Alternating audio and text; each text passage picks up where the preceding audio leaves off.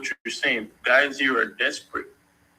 And these weren't busted, busted and disgusted dudes, ashy toenail, ashy feet dudes. These were guys who were like successful. She ended up meeting this guy, right? Who works in real estate. His mom owns the real estate firm. It's a brokerage firm. And basically, he was telling me like, oh, finally, I couldn't find a relationship. I can't believe it. Back in Germany, a guy like this who's this successful, he would never look at me. In Germany, only rich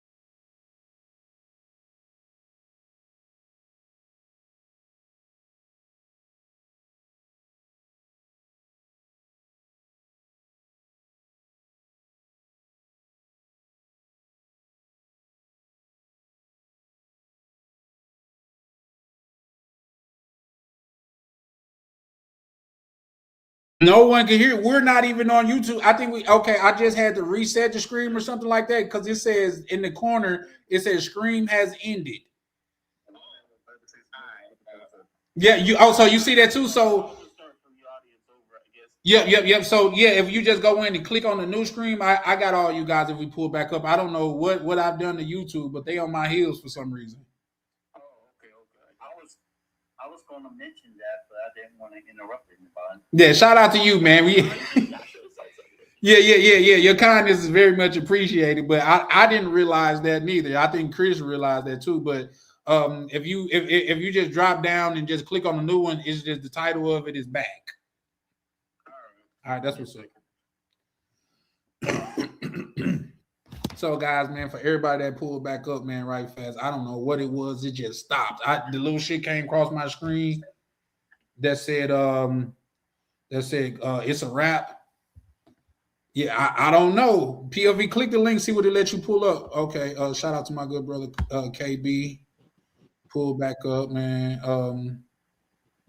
I don't know. Like I say, I think YouTube on my heels for some reason, bro. I think YouTube is on my heels for some reason. So it's crazy. KB, can you hear me? Yeah, I could hear you. Okay, Adam pulled back up. Waiting on my good brother Chris to pull back up, man. I don't know what it was. Yeah, you can start. You can take it from the top, man. Oh, damn, we got everybody back, man. So I'll start over. So man, y'all got to stick with your YouTube is on my heels for some reason, but KB gonna start with him. He was saying because he been telling us about this chick for a while. So yeah, go ahead, KB. Yeah. So so she's from Germany, right? And when she was living in Germany, well, she doesn't. She lives in Germany right now, and she was telling me, she was complaining to me, and she was like, I really want to go somewhere else. I feel like people in Germany, they're not nice to me, right? Guys treat me like shit here. They want sex or they just want to wham bam, thank you, ma'am. And when they do go on dates, they just want to go on walking dates. They don't want to spend a lot of money. They don't take me to nice restaurants. And even when they take me to restaurants, they're like, we splitting the bill every time. And she told me about this dude, how every single time they go on a date, he'd record how much he spent and then expected the cash out, like half of it cash out to him. I respect Straight. In Germany? Yeah. Listen, if you don't know nothing about Germany, she was basically telling me about how these dudes is kind of like so on code to the point where it's like you go on a date, they split in half every time. Or you try to go on a date and they just like, we go on an ice cream date and we walking in the park. Straight up. It sounds like with Germany. Yeah, Yeah. It sounds like they know the game that she's playing. It sounds yeah, like well, Germany yeah, knows the game yeah. she's playing at. They are on code, and she was like, "I don't like this," and I'm like, "This shit sounds great to me." She don't like equality. She don't like Right, equality, bro. She don't like equality. Shout out to Chris. She's like, "I like She- equality, just That's not that exactly type of what it quality. is. You said you Equality." want equal. She She wanted comes to be to- equal. Yeah, pay equal half of this bill. Bro, I'm She not cut- finna in America. I'm not finna go and break all kind of bread for some chick. I ain't trying to praise no female. All right, but hold on now, right? So like, she's like a average looking German woman, right? So she's like, I want to get the fuck up out of here because this is some bullshit.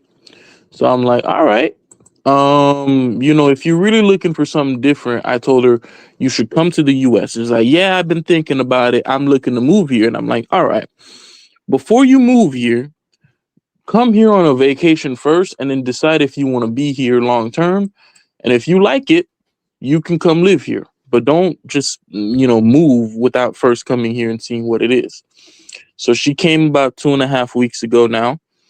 So I picked her up from the airport, right? And she's like, oh, I'm really looking to kind of like date, see what US has to offer, all this stuff, right?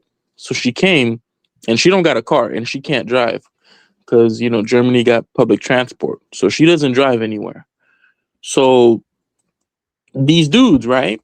She's trying to go on a date. She goes on Tinder. 12 hours. She got 99 matches. First thing she said to me, this shit don't happen in Germany. I get maybe 7 matches a month.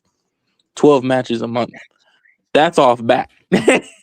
So she get 99 matches. And then once she gets those 99 matches, I'm like, cool, go on a date, see what you like. She goes on a date.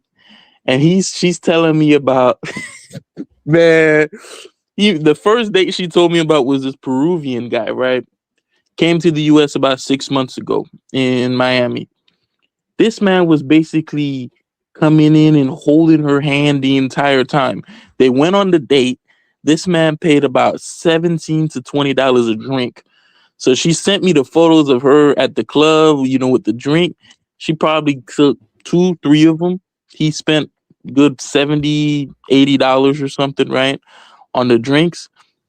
And then he picked her up, so he drove an hour and 30 minutes to pick her up in Fort Lauderdale, and then he drove back another 90 minutes to drop her off at her hotel. I know This man, he ain't getting nothing. And then she was like, "Oh, he too clingy. I'ma just block her." Hold on. With that being said, POV, did you smash? You, KB. What I do? Did you No, smash? that's KB. Now POV dropped down.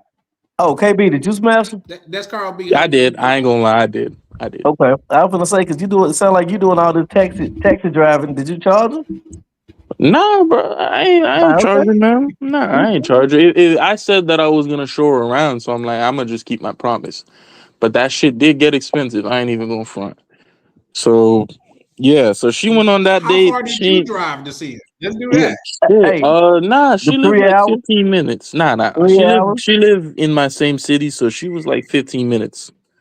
So I drove out, picked her up, and I'm like, all right, I can't really go out Saturday. But all right, so that was the first guy, right? And this nigga just spent a bunch of money. And then so finally I'm like, listen, I can't go out Saturday. I'll pick you up Sunday. And then, we went out to Boca Raton and, she was like, oh, this is the kind of life that I'm trying to live. She's seeing these $10-12 million mansions. And, What's she look like, man?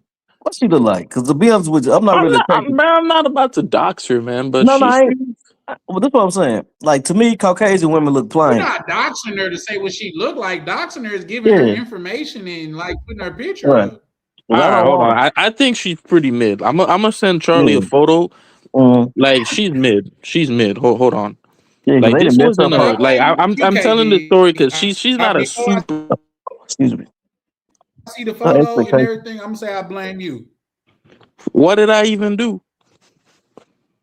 Like for me to go after, she's the first client in your Americanizing foreigners program. You Americanizing her. He amping. I just told her the truth. I'm like, listen, it's kind of niggas is folks are down. Okay, men are down bad here. So I'm like, you know what? I just told her the truth, and she confirmed it. But I you bet know, not. so they go out. You know, after Boca Raton, she comes back, and the next day she set up another date. This guy, I think, they went out to like this nice bar, and this guy was a hedge fund manager. But she was like, oh, you know, his breath kind of stinks, so you know, I don't really want to mess with him. This guy probably spent a cool Jeremy's breath 80. stank. It's not like they goddamn got Colgate Smiles over there. No, If she his breath probably with no stinks, deodorant. offer him a breath mint. You don't She have to tell probably him had his no breath deodorant on, stinks. man. Just give him Most a of breath mint or something. yeah. Because we done had That commercials I in said the America same that seem thing. like, I'm oh, like, you I can don't even come see or what you men were can angry go about. today.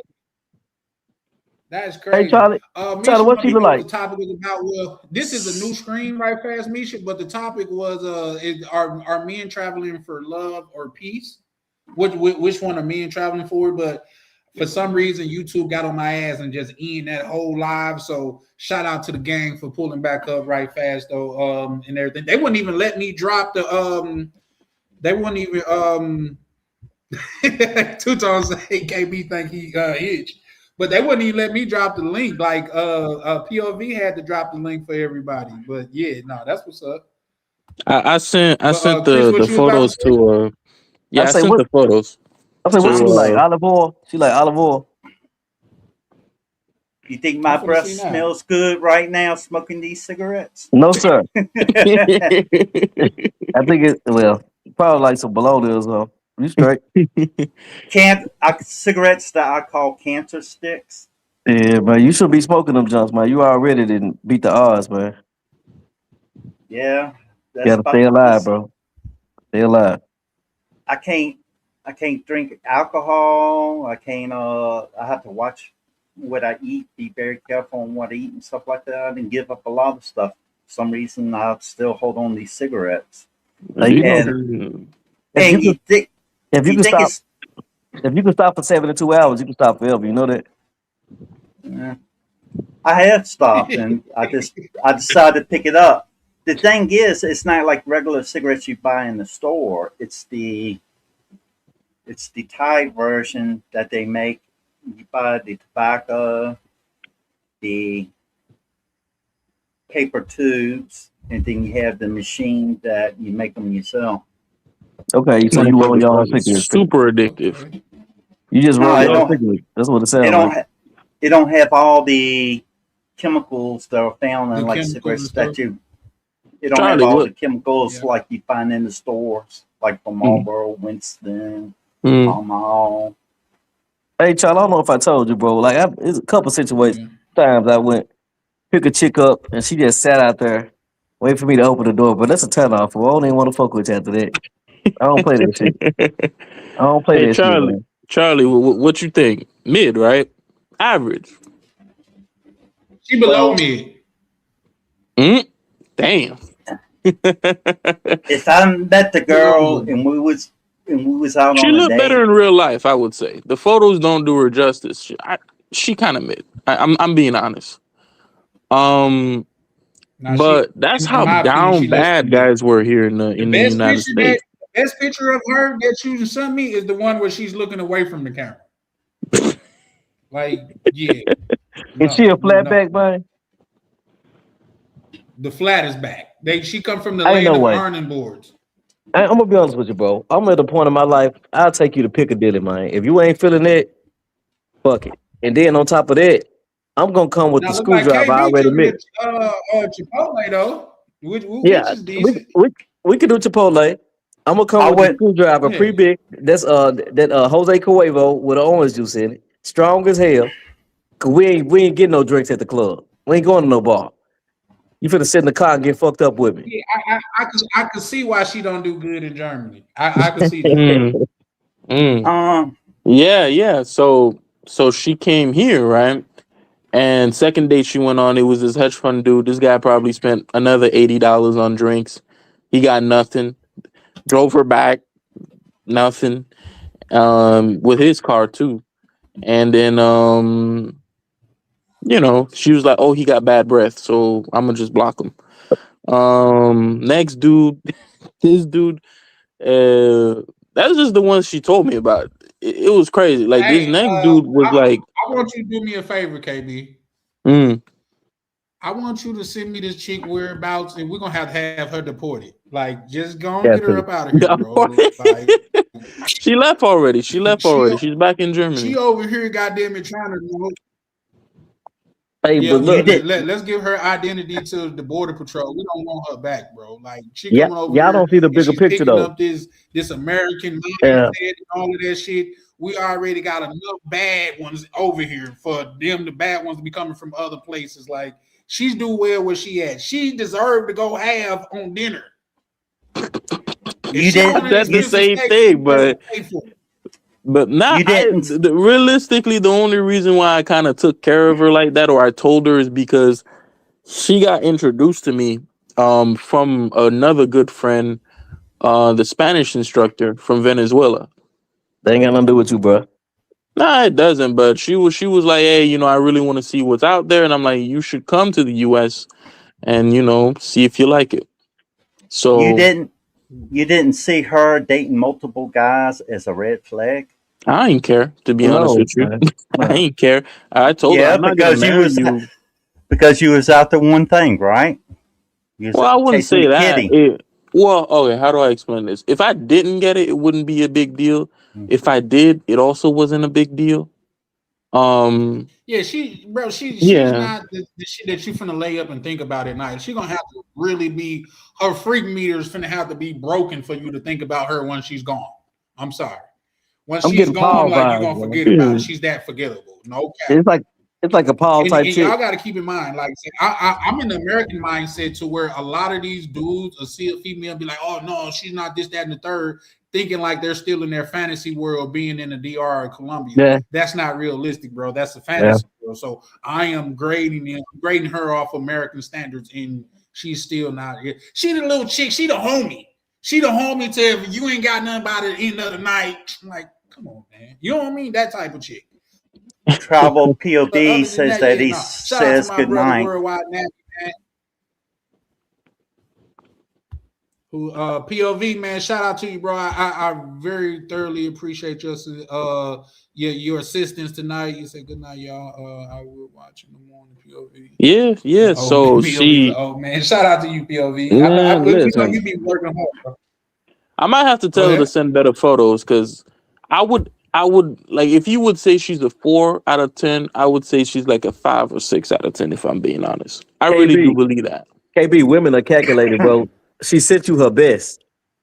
That wasn't her best. That was me at Walmart taking photos. Oh, you took pictures. Okay. Yeah. We were at Walmart. Now she needs to sue you in that case. KB, you should have a case brung against you. KB was in love. The one that you got of her dealing, like you really exaggerate her flag backness, and you should. I think if you should go to jail, you should at least be on probation behind this, bro. Like, how many times did you smash, bro? What happened? How many times you smashed? It was only like 3 times, I think. Okay, more than once. Okay, cool. I'm gonna say. So for some Reggie around, and you only got it one time. Then you got to make it worth your while. So she was like, if we was putting this on the side of, if we was rating it by smoke, guys, like say, like you got some mid, you got some Reggie, you got some mid, you got some goddamn it, some good, then you got some thrax. She that shit to where you look at your guy, you like, you know what? I ain't gonna even spend my money with you no more. Like $3 blood. Disrespectful. This was disrespectful even trying to sell this to me. $3 blood. You know what I mean? Like, bro, this shit look like some shit that you got off, that fell off the tree. Like this some autumn looking ass shit, bro. No cap. Like, and I'm not trying to be facetious, y'all. Like for her to come over here and say the things that KB just said that she was saying. Yeah, shout out to you, POV, man. Appreciate you pulling up, brother. Hey, but, KB, well, most of the guys she dated, what was their background? Background? Yeah. Man, she went on a date with this dude who, all types. She went on this dude who worked at the airport. I think he was like a rampy or something. She went on another date. This dude was a real estate agent. with his mom had like a whole he was like 40, I think. Mom owned the brokerage firm and he was a broker dealer. He had bread.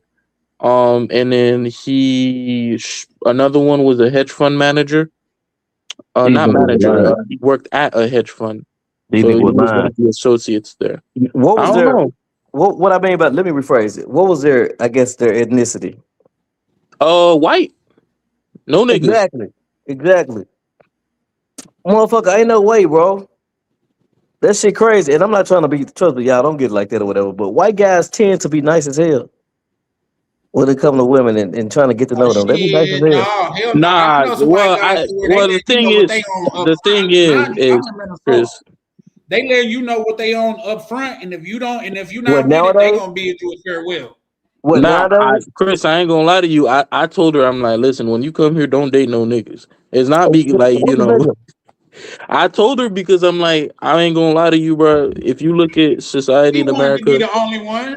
nah, that's not Yeah. the reason. It's because I'm like, cause she's like, I'm looking for a rich guy, like a guy with money, and I'm like, if you want a guy with money, ain't really niggas out here with with money. If you want clean money, it's probably gonna be a white I mean, boy. not That's damn very KB. I insulting, just man. kept it a buck. I just KB, kept it a listen, buck. Hold up. KB, you got money. I don't believe in POV snitching, got money. KB, but I'm considering turning you in, KB, just because you should told her your looks is not gonna fit you a rich guy. Like you I need you told a her that. hard-working middle class guy. That's what I mean, I like told her that a good I'm like, plumber is man, you right up getting her kind of alley. up there in age, but Electrician maybe. How old is she? she Yeah, like how old is she? 32, I think. Oh, 32. that's young, bro. See, y'all let this passport shit fuck y'all head up, bro. That's young. She like 32. 32 But young. nah, Hey, Misha like She 32. 32 and don't have the looks to get a rich man. Okay. I don't know. She I need a don't know. Like her hard-working, results here average-working American man. I The don't. You see the question, thing, Charlie. Charlie. You see the thing is like I don't know. I maybe a few years ago I could have been like, yeah, you're right. But in this current climate, I'm like, I don't know. The way these niggas were that desperate and that thirsty, like these niggas would respond immediately. Misha said, "I'm listening to it." Misha, I With don't how think you can desperate they you would have were. to put yourself in that category. Not only are you That's what married, I'm but you've saying, been with your Misha. man for some years, a That substantial ain't even amount of time. old. 32 is young, bro. You just saying that because you real old, Chris. You like But 60, so of course 30. I'm middle aged. I'm 42. I'll be 43 next month. But 30, bro, 32 is not Damn. old, bro. Nigga, that is old as Women shit. start I ain't gonna. Nah, that's old as now. shit. For a woman, that's kind of old. No, it ain't, bro. Women start looking to me, they start getting a mature woman look in their 30s. Nah, I mean, she wants to have kids too. So, yeah.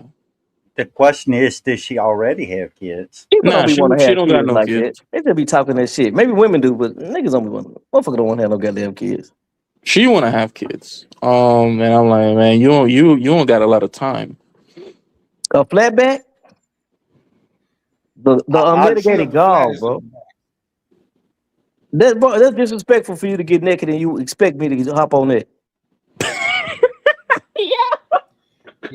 If, Hey man, if I'm I'm looking at the picture right now and I'm trying to recalibrate. I'm trying to rejudge her in well, Hold on. I the way might have with a better those photo. short Hold on. I haven't seen a But Hold picture, on. or I nor might do have a I better photo, recommend putting Charlie. it on live without her permission. But no, we Yeah. definitely we don't do that over here. We don't do that. listening to how the girl talked and all the different guys she dated, I wouldn't have had nothing to do with her. And that's just me. I can't talk for anybody else.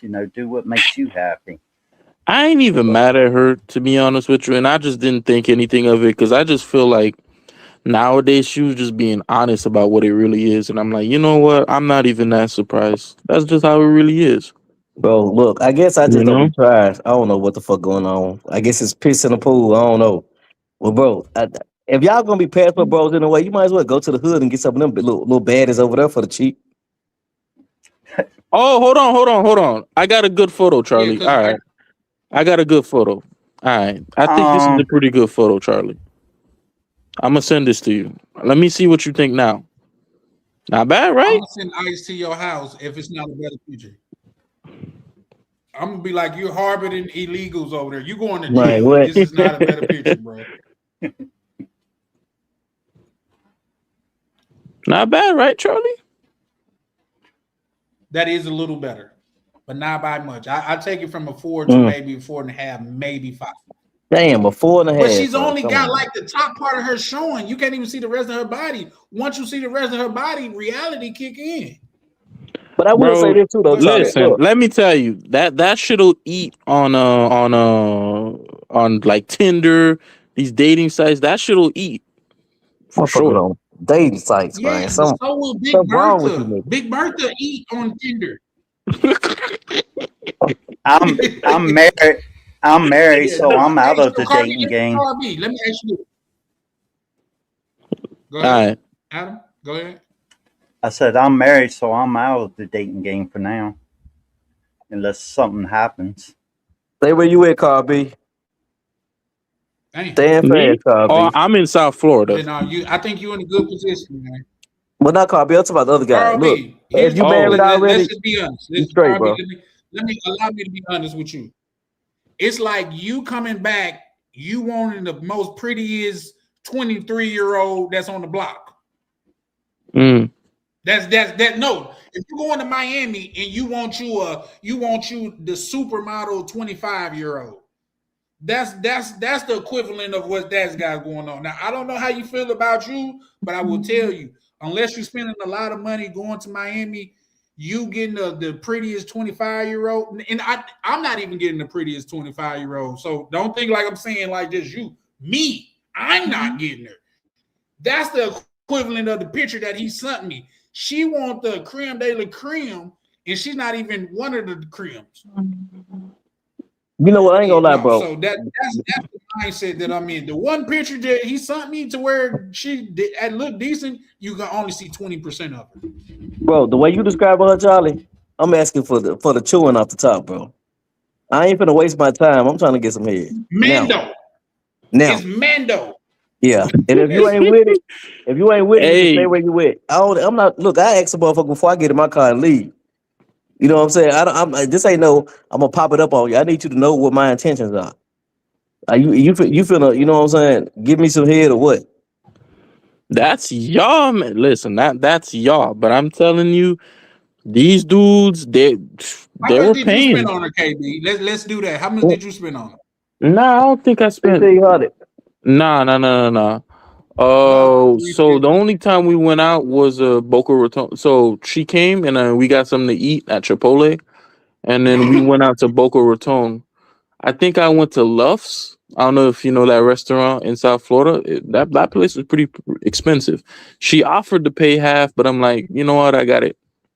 So you fucking up for everybody else. Nah, man. Like it's not a date. You know what I'm saying? That was somebody that was gonna come if through. It wasn't a date, why would you pay for her? So, Chris, KB, when I meet you, I want you to pay for my food, bro. Exactly. I think it's yeah, I do. I pay for my friend's food sometimes, and sometimes he gets me too. No, you say sometimes. You did this off the top. It wasn't a big deal. It wasn't a big deal. I'm just fucking with you. And to answer Misha right quick, I had some losses lately, so I ain't doing nothing, man. I was gonna go to Cuba, but I'm chilling. I'm trying to just get back to me. Yeah, so I spent probably about $120. So she got a $55 crab ragoon, and then I got the salmon, I think, for about $45. And then I think she wanted a drink, so I'm like, oh, whatever, I don't drink. So she got like a cocktail, and the bill came out to $120. And then the folks there, they really pulled a fast one on me. I put 0 tip. Them motherfuckers I checked my bank account. They took like something like $20 tip off the top too. So it ended up coming out to like $140. You didn't plan on compensating them. You didn't plan on compensating them. What you mean compensating them? As far as tipping. You said you put 0 for the tip. Hell yeah, bro. I don't tip. I generally don't tip. I don't. I'm sorry. I don't tip. Are, though. I don't, because I'm like, listen, if all right, the thing is like, listen, I don't have a problem with paying more. If you told me the entire bill was gonna be $140, right? All right, cool. At least I know it up front, but I'm not gonna like pay your workers. I'm not gonna be like, oh, they're gonna have to survive on tips. I don't do that. I kind of understand where you're coming from, but I put it like this. Honestly, if you let me, I go back there and get my own shit. You know what I'm saying? But you know, they do kind of depend on that shit. So I tip. I get what you mean. I get what you mean, I but tip Yeah. too. I Tip just too. think See, I but just think that's on how the y'all part can of the tell owners, KB that's is just bad behavior. not only part of this new generation, but he got money, because I can tell y'all this. The richest people, the people that's getting the most money, is the most stingiest tippers. And I know that from dating a lot of women that's in the like the server industry, bartenders and waitresses and stuff like that. The richer they are, the less they tip. They say Michael Jordan, you be with him all day on the golf course, he gonna hit you with $30. That's crazy. That's crazy. Yeah, Michael Yep, Jordan ain't playing. I'm thinking like, say, baby girl hit me up the other day. Like I say, I think she still want me to conform, but that's probably a wash. I'm not going. You know what I mean? I'm Because, overseas, like, feeling. I'm overseas, feeling like I'm watching the episode of Twilight Zone. That shit don't even feel real. hey, because you made it out. You made it out, Adam. We trying to. Yeah. I'm trying to get it out of here I was too. I'm gonna lucky. be over. Say that again. I said I was lucky. I retired when I was 40 and moved over to Thailand when I was 41. Damn, that's what's up. Hey, Tom, I'm just glad he said he didn't say like he watching Love and Hip Hop. You know what I'm saying?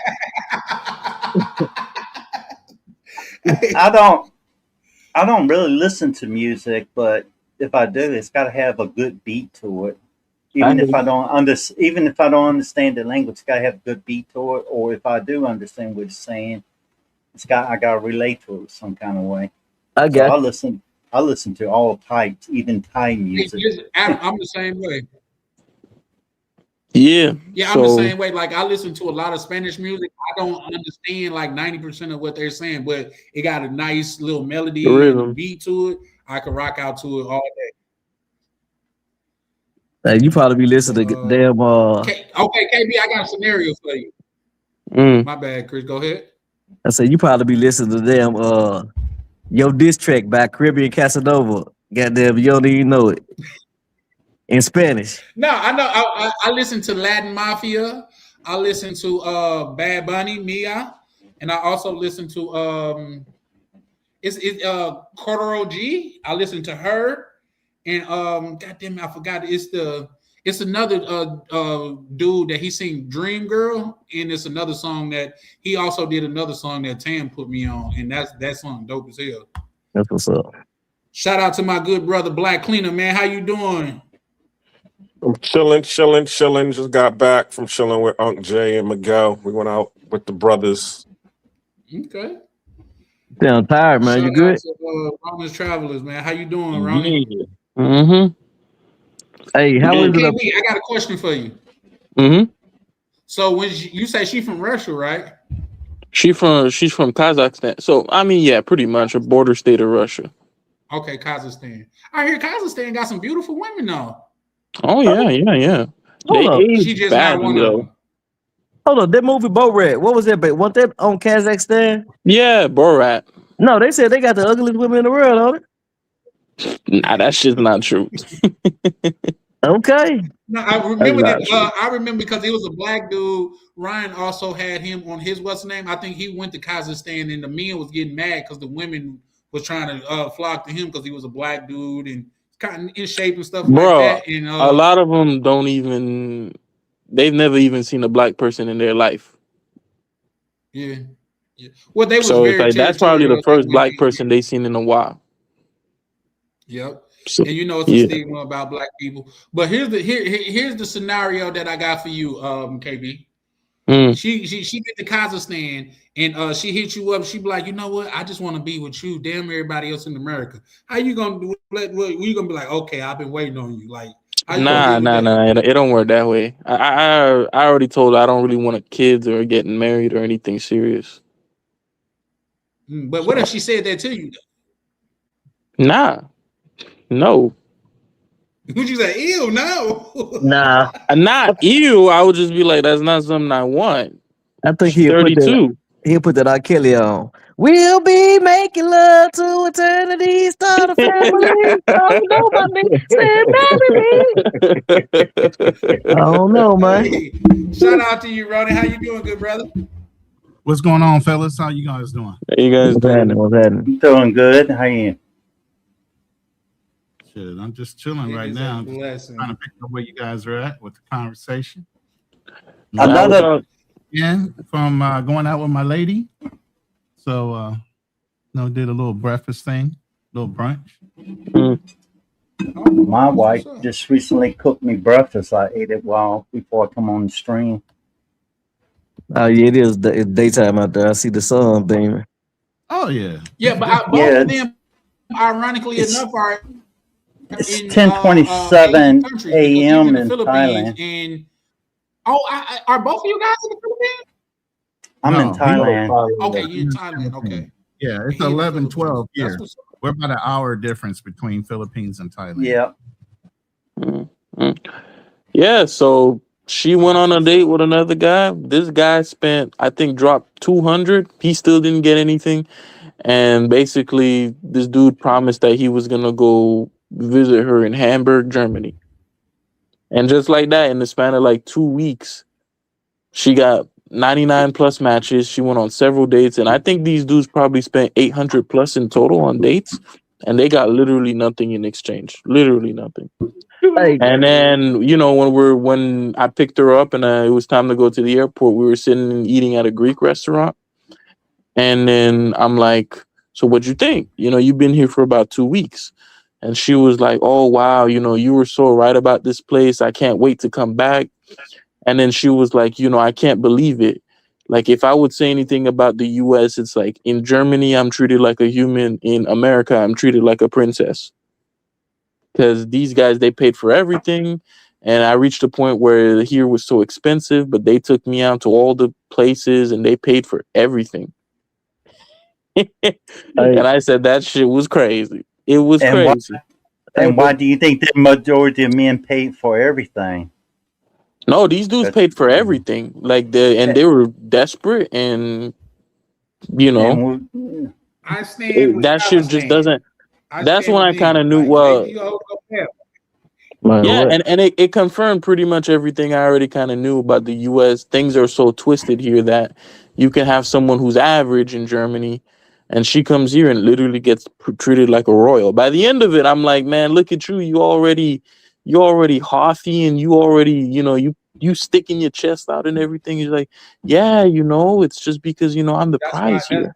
That's why we're gonna have to bring you to the front of the congregation, KB. Because what she gonna do? She gonna go back and get all her meat ass friends and tell them how she was treated here. Now they're gonna be trying to bring their meat ass over here too, and be outside and shit like that. Nah, but I'm just telling the story to just say here it's cooked. It's cooked. Like I couldn't believe it. I literally couldn't believe it. Like, it was the most average, regular chick that I've ever seen in my life. Nothing special, but she got treated like royalty here. Royalty, to the point where I'm like, this is probably the only country in the world where she could get treated like that. And she said so herself. Like, in Kazakhstan, in Germany, everywhere she's been, Uzbekistan, all these places, she don't get treated like this. But here in America, motherfuckers are smiling and shit. She had, people showing up, giving her free random samples for perfumes. She was at Sephora. The lady was smiling. They gave her a discount. Oh my God. Yeah. Hey, Google who got the ugliest women in the world. So how much did you spend on her makeup at Sephora, KB? Me? What? Like at the fish spot? No, I said Sephora. You said she was at Sephora and you got. Oh no, Sephora. No, Sephora. The lady was giving her discounts on stuff, and they were actually walking up to her to like give her free samples and a bunch of free stuff. Flirting and back and forth and stuff like that. She went out to this bar, and dudes were approaching, buying drinks. That shit was crazy, bro. Was she busted? Was she busted, KB? It's Sephora. Busted? What you mean? Musty. Nah, she wasn't. Nah, I never. Nah. Okay. Nah. I generally tell men if you leave with your wallet, don't complain about becoming a walking ATM machine. Yeah, that's why I don't do it. Look, I tell, but look, I'm broke too. Shit, I ain't got it either. I give him KB number. Be like, this who you want to Listen, come to. I see what you're saying, but when that's what the like, these weren't busted and disgusted dudes. These weren't desperate dudes. These are dudes with good careers and good jobs, right? Hey, how y'all And know that's that? what they Did were y'all hold doing. up? Like, Did y'all how do a you gonna background compete check? if you're not willing to spend? Did y'all That's do the a background question. check on these dudes? Anybody can lie. It's really becoming a point in life where, like, as a man, you better off just lying, man. Lying and That's a fact. yeah, just lie. Hey, Fuck it. Chalupe say I That's get free right. samples at Sephora. That's normal. I don't think the dude was lying, and the My reason thing is this why I though. don't think the dude was lying. Well, one of the dudes, I don't think he was lying. This real estate dude, because I mean, he did admit to her, and then she told me, I ain't asked, but she was doing little lines of coca with a few buddies at the golf course. I don't think that's broke nigga, experiences. If I'm Man, being look, honest with I you, know GDs back when I was Bro, growing niggas up. have coke all the Yes, time. I know over the GDs. golf course, Niggas call I it don't baby know, cop. man. They was powder heads, bro. Back in the day when I was a kid, like the GDs. So yeah, I mean, you can get some powder. Come on now. Come on now. Hey, Let's not even the gang. Let's just not say no gangs on here. But yeah, KB, I'm looking at this picture that you sent me of y'all. What was that? The canal? Y'all was on the water. What was that? Oh no, that was in Boca Raton Country Club. You took that picture? Yeah. She asked me to take the picture, so we yeah, went to Low Boca key in Raton love. Country That Club. don't nobody take no nah, picture of that girl at the water like that and don't be in love. You was in nah, love a Nah, little Charlie, man, bit. come on, it ain't like Charlie, that. he A got a little membership bit. that day. He paid his annual membership that day. He No, did. no, you want to know? I did not even pay. So the reason I took her is she was like, "Oh, I want to see I want to see some things You here." don't want a lot of shit. Fuck her. No, so I told her we'll go to Boca Raton and we'll go to Royal Palm. I ain't pay no country club membership. I don't even golf. I hate golfing. But we went on there. They eventually kicked us out, but Mm. saw a couple motherfucking iguanas and shit. She's never seen an iguana. It was by the lake houses and stuff. It we was have Right, monitor luxurious KG stuff. Store lizards and go here. to see it up close. Hmm? The iguana? Did you say monster lizards? I said in Thailand we have monitor lizards that grow up to 6 feet long. Oh, Monitor, you said monitor monster lizards. I'm like, what? No, Oh, monitor. Yeah, What- monitor. Oh, They look like little they- baby. They look like dragons, but not like that big. They That's literally cool. look like baby dragons. In Monitor. Thailand, That's they crazy. usually call them crocodiles. That's crazy. yeah. So what I was asking Yeah. you, KB, did you run grab the little lizard for it and bring it up close to her so she could see? Oh, they're harmless. Like, Nah, I don't touch wild animals. I just told her it was harmless. They're used to humans at this point. So they don't get startled around humans, and you could just walk up and look at it and they're not gonna move. They're looking for a Yeah. free meal. Yeah. yeah, But that's I crazy couldn't though. believe But it too. And my the thing worst is part, this: what made me feel kind of worse too, was I was just looking at some of these white folks and they were just walking around, and I'm like, before, like, you had dudes, and she was just with me. You had dudes looking at me with eyes of envy, and this was a mid chick. They was like, look at this nigga, and who does he straight up, and I don't really see why they were doing that. I didn't think it was something that they should have done over something so small. But They you got had it. these old white dudes, and they were taking a look, and then these two young white boys, they alone, and I'm like, dang, how desperate is the average American guy out here, man? It ain't just that. You got to look at what they consider attractive. You hear white guys say she's so fucking hot, she's smoking, and she look plain as hell. That's what they like. They're Well, like, you I see don't that know. ass, great ass, and she what flat as hell. what Ain't got no everybody's got lips on her goddamn face. Go what ahead. everybody's got to understand is beauty is in the eye of the beholder, even if they're blind. You like what you like. You like what you like. yeah, Mm. Yeah, Yeah, yeah. I And agree with that. But you're gonna have to have some real goddamn and fucked up eyes for her to be the beauty in that motherfucker. Man. She just. But here's my Like thing, KB. So what was all these other guys missing? Where they didn't even get to crack once, and you got to crack 3 different times. He provided shelter. nah, she wasn't living with me. She was paying for her own place. I think it was just because it was just circumstance. I already knew her before. I didn't meet her off of a dating app, so it was a different thing. But these dudes met her off of a dating app, so maybe that's what played into it too. So never used a dating app in my life. yeah, yeah. Mm. And she kind of knows me more than someone like a stranger. If you know what I'm saying. So she was like, yeah, I'm just more comfortable around you than someone that I just met off of like Tinder or something like that. Well, And I think that's what. she's behaving like a lady of the night, though. I like random dates, and she only been there 2 weeks, and she don't want to know how many dates. Hey, This that might to sound me, harsh. I think that's more the Russian mentality than anything else. Okay. This might sound harsh, but she was behaving like a 304, as y'all will say. Mm. That's how I view it. And that's just my personal. Everybody I has agree their with own you. opinion on that. I think it's a cultural thing. Yeah. Like if you go to Russia, they act the exact same way. Like if you try to date a Russian woman, she's gonna be like, no, no, no, you need to take me in a certain caliber of restaurant, or I'm not going. And they do that all the time. A But Russian of course, woman in the like yeah, city if and you Well, the ask that's village an is exact different. contradiction, and I'll tell you why. Russian women, But it's kind of a contradiction because if they got to pay half, they got to pay for that high restaurant. You know what I mean? no, They no, got to pay for no, what no, they no. want in that high restaurant. That's So why she that's was almost a complaining because she contradiction. lives in Germany and they paying half. But in Kazakhstan and parts of in Russia, the man is expected to pay everything. So she grew up in that, and then she came to Germany when she was an adult. But she need to take her ugly ass back where she came from. Then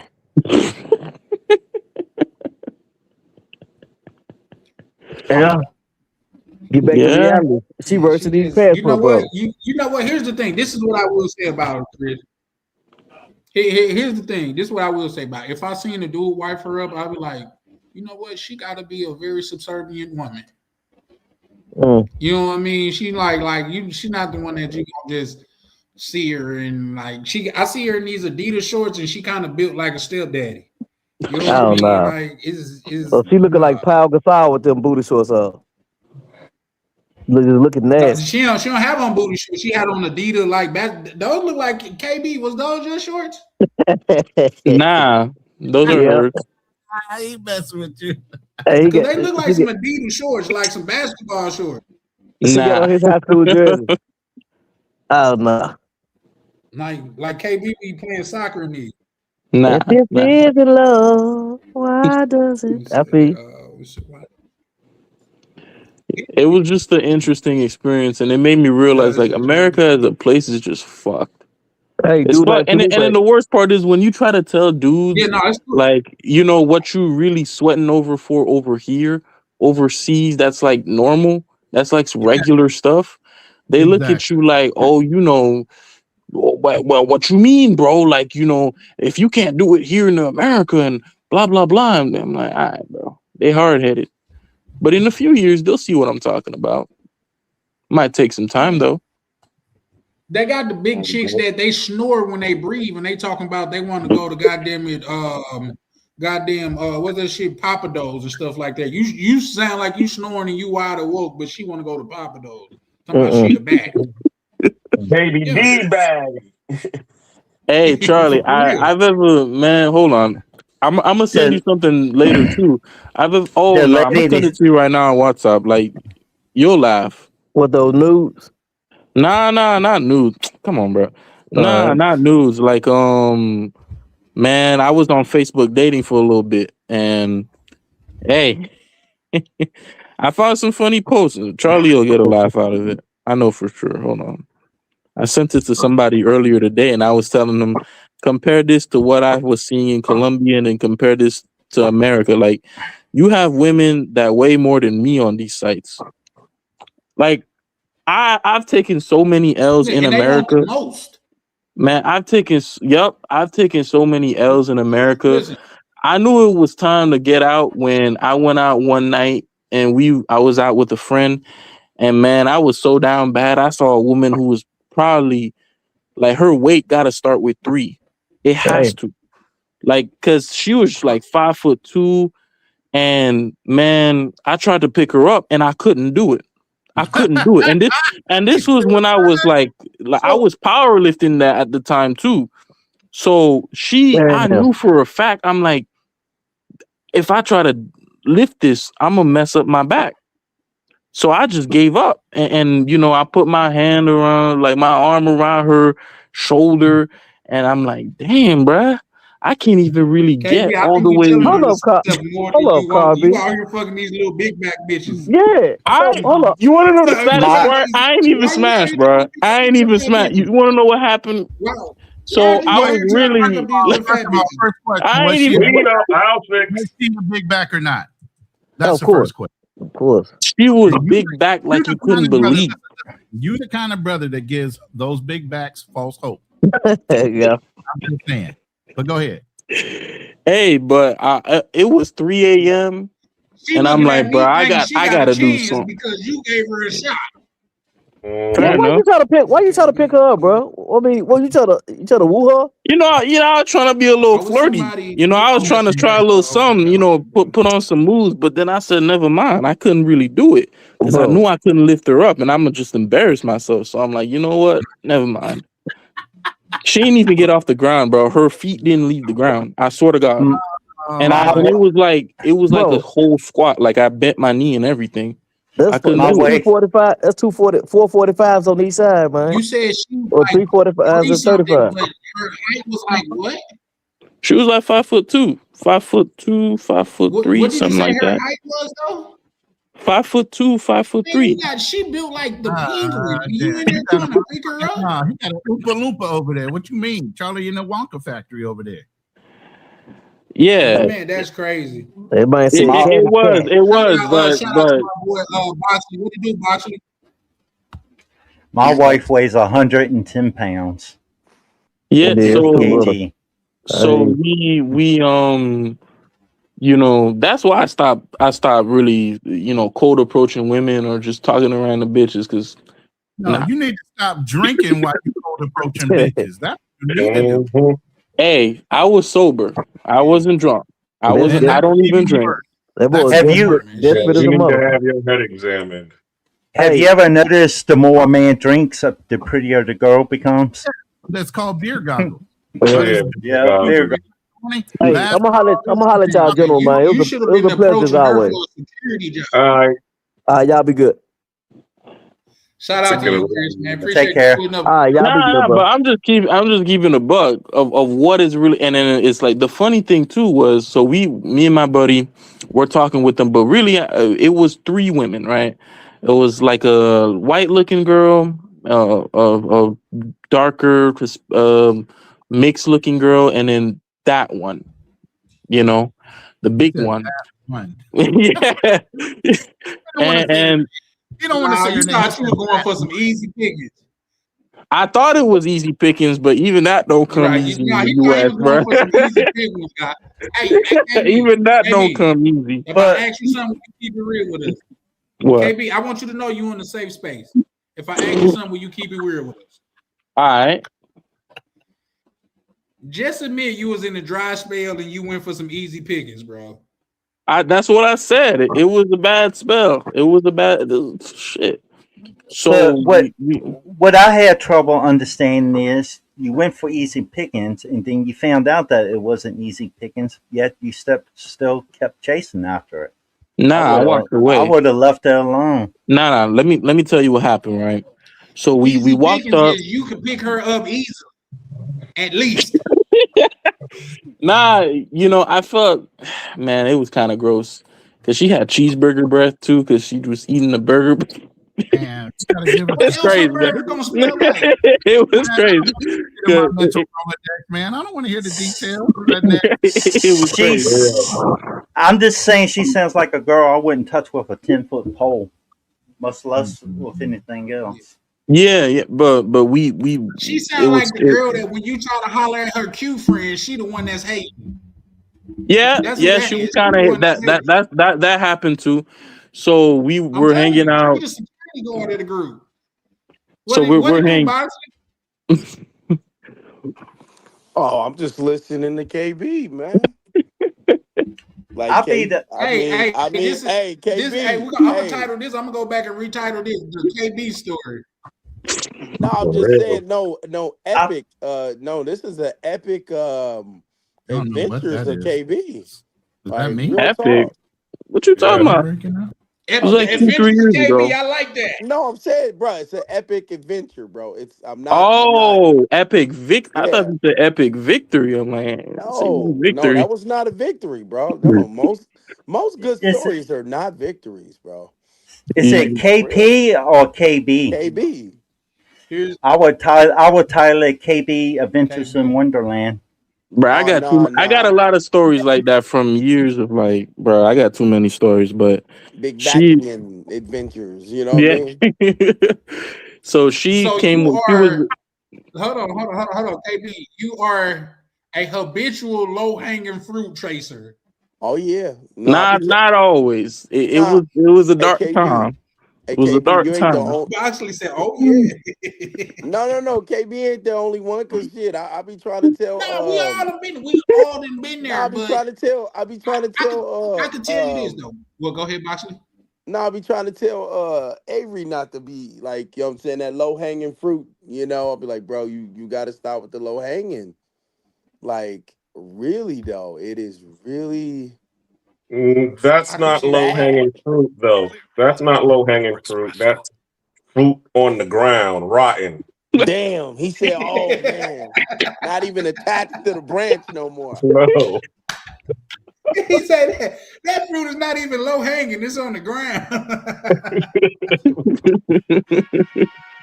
So she had these two friends, and you know, I was Hey, trying to, that's I a was trying 3-pointer to, right there. yeah. So I was trying to talk to the big one because I'm like, all right, I'm a getting in with like the It's one skinny bigger one than in the that. middle. What? No, it was one big one and then two normal ones. And you went after and you man, I need to go ahead, man. No, Man, it hey, was keep all laying right. this So out, here's what man. I was thinking. Right, This my wild strategy shit. is like I'm gonna just go for the big one, but then towards the end, of, like the closer the night goes, you know, I'm gonna just be like, yeah, you know, I know you've been seeing me, and then like she's gonna want me, and then I'm Yeah. just gonna like foist that one off and then go with Not. the other one. It does not work that way.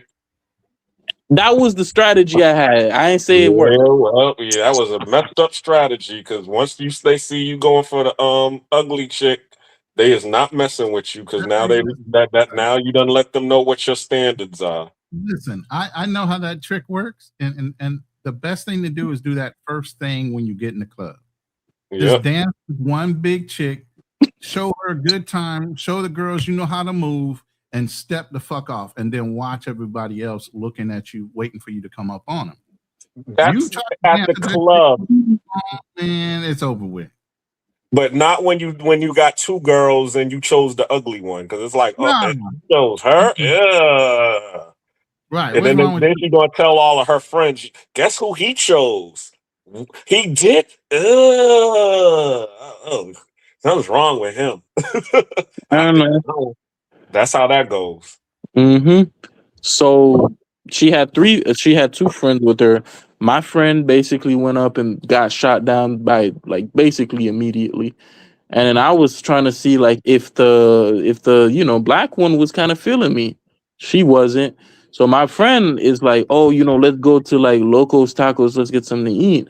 And I pull him off to the side. I'm like, bro, I feel like these girls are just trying to take advantage of us. Like, let's just leave because you know, abort mission. It's just not gonna happen. Nothing's gonna happen. And he was like, He told me, he's like, nah, bro, like, trust me, bro. We're just gonna keep going, I'll just pay for it. I'm like, okay. So we head over there, and we're talking, and then it starts getting cold, and then restaurants close, and then they dip almost immediately. Like, she just the big girl. I said something. I'm like, dang, you kind of got like a little bit of cheeseburger breath or something. And then she got mad at me, and then she just dipped and just left.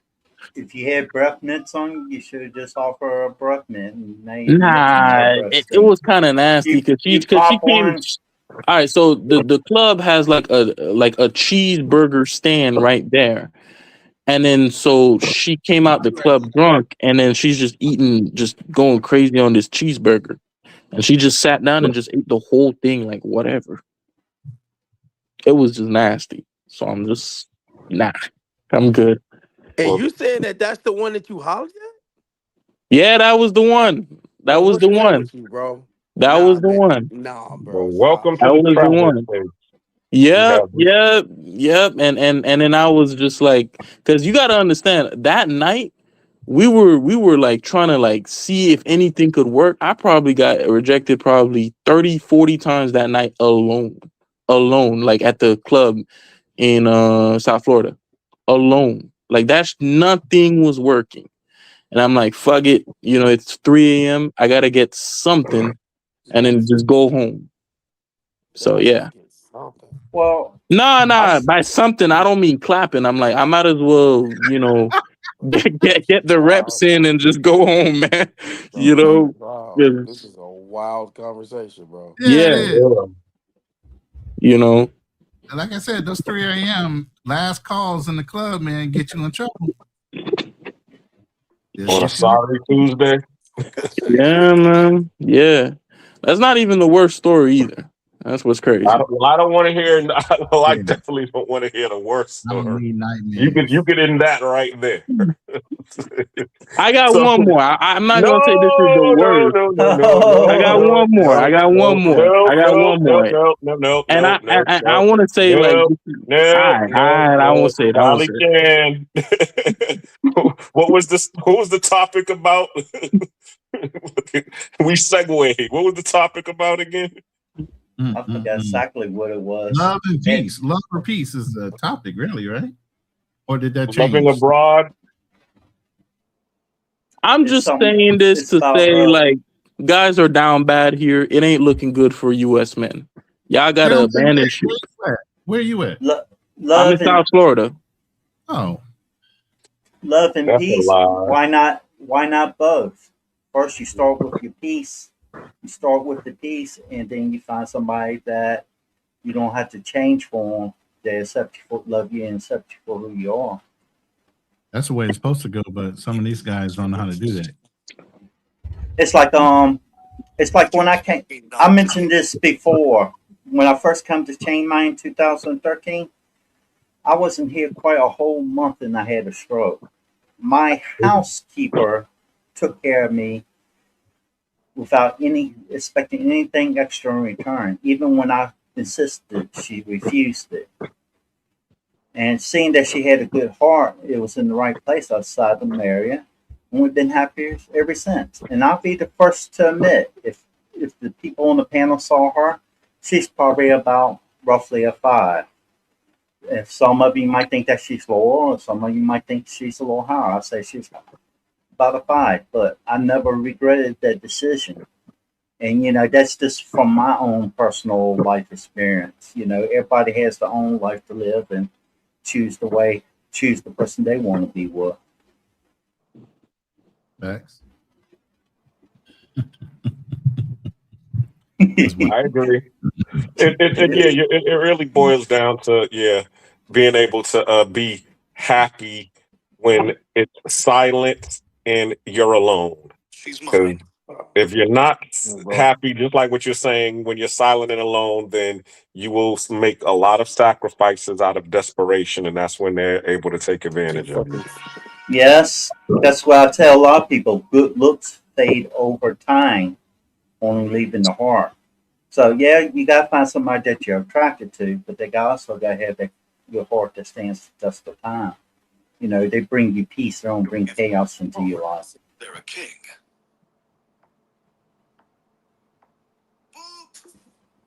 Who's with the sound effects? I heard the king. That went to like us talking about the king. I say a lion doesn't have to roar to let everybody know that he's king. Mm-hmm. You know.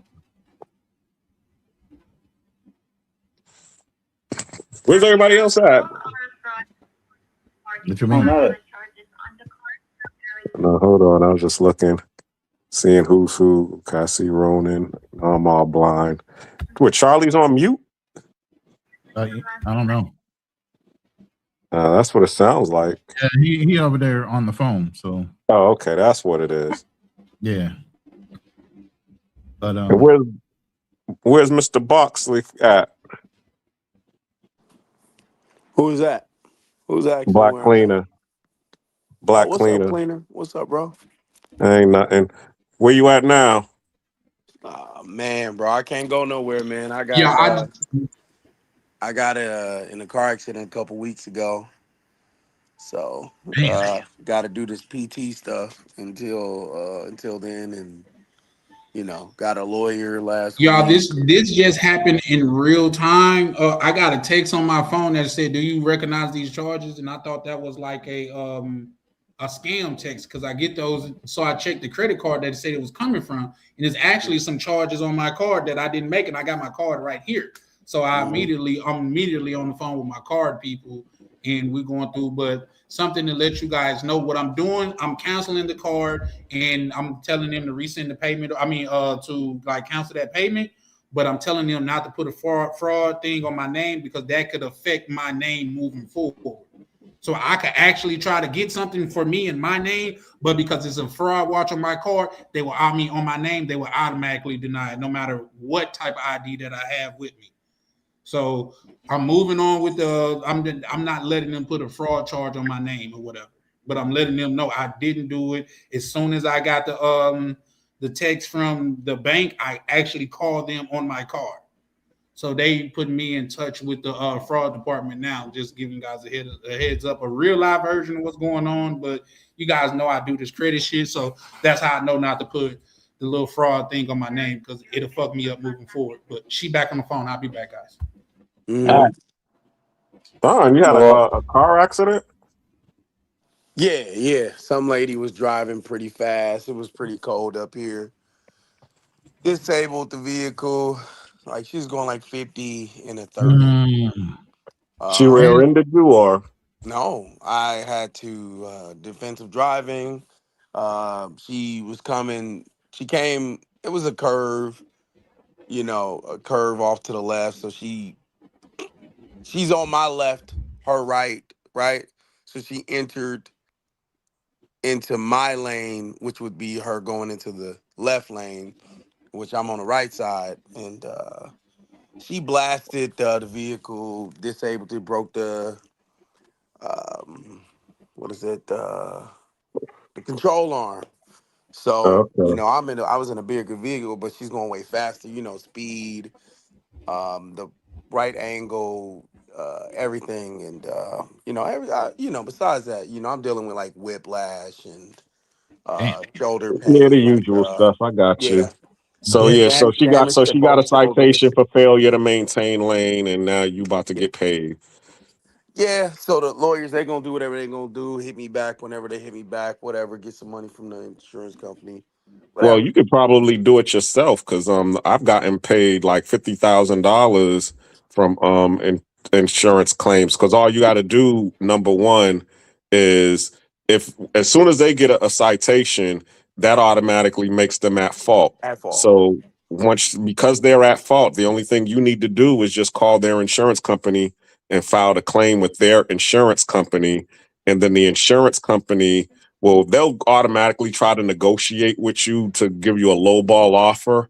Yeah. But as long as you can show them loss of wages and hospital bills, they'll be able to give you, they'll compensate you for your lost wages, and they'll compensate you for your hospital bills, and then they'll also negotiate pain and suffering.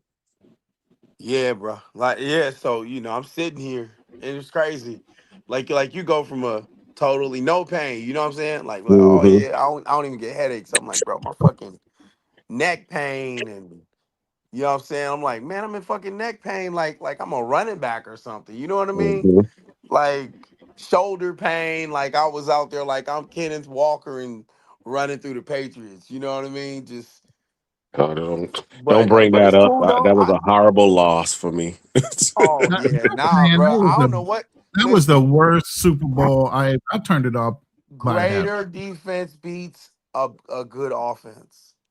Well, they Period. both had good defense, but No, the no, key one had a was, greater defense. yeah, we know that. I mean, they both had great defenses, but as you said, I mean, I'm not going to put nothing against the LOD.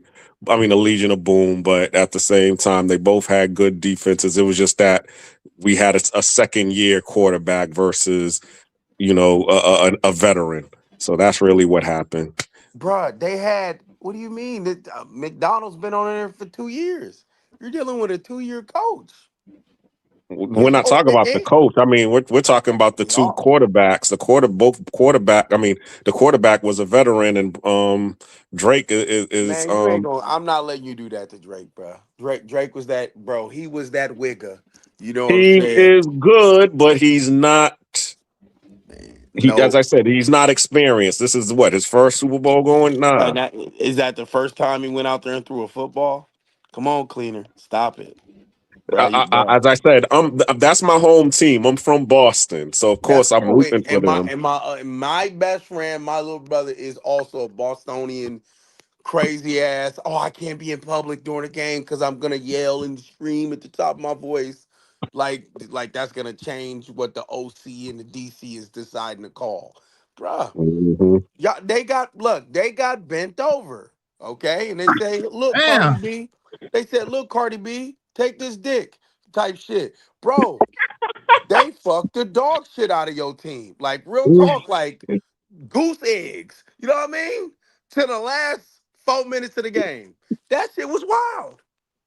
I didn't I The last didn't see that quarter, coming. yeah. Bro, that was Nah, nobody crazy. saw that coming. Nobody saw it coming, but it happened. But I mean, hey, as I said, everybody else Oh got to shit. catch up. That sound crazy. Saw that coming, huh? Cardi B. Saw it coming. Pause. Saw it coming. Let's go. That was crazy, bro. It was a great, bro. You know what? What I did need to see is them two Boricuas, them Brujas dancing and shit on each other. That halftime, they were bogus for sliding that in there, though. They slid that his lifestyle. They slid that in there. That was real slick, man. I didn't even watch the halftime show. Because I'm here in Cartagena.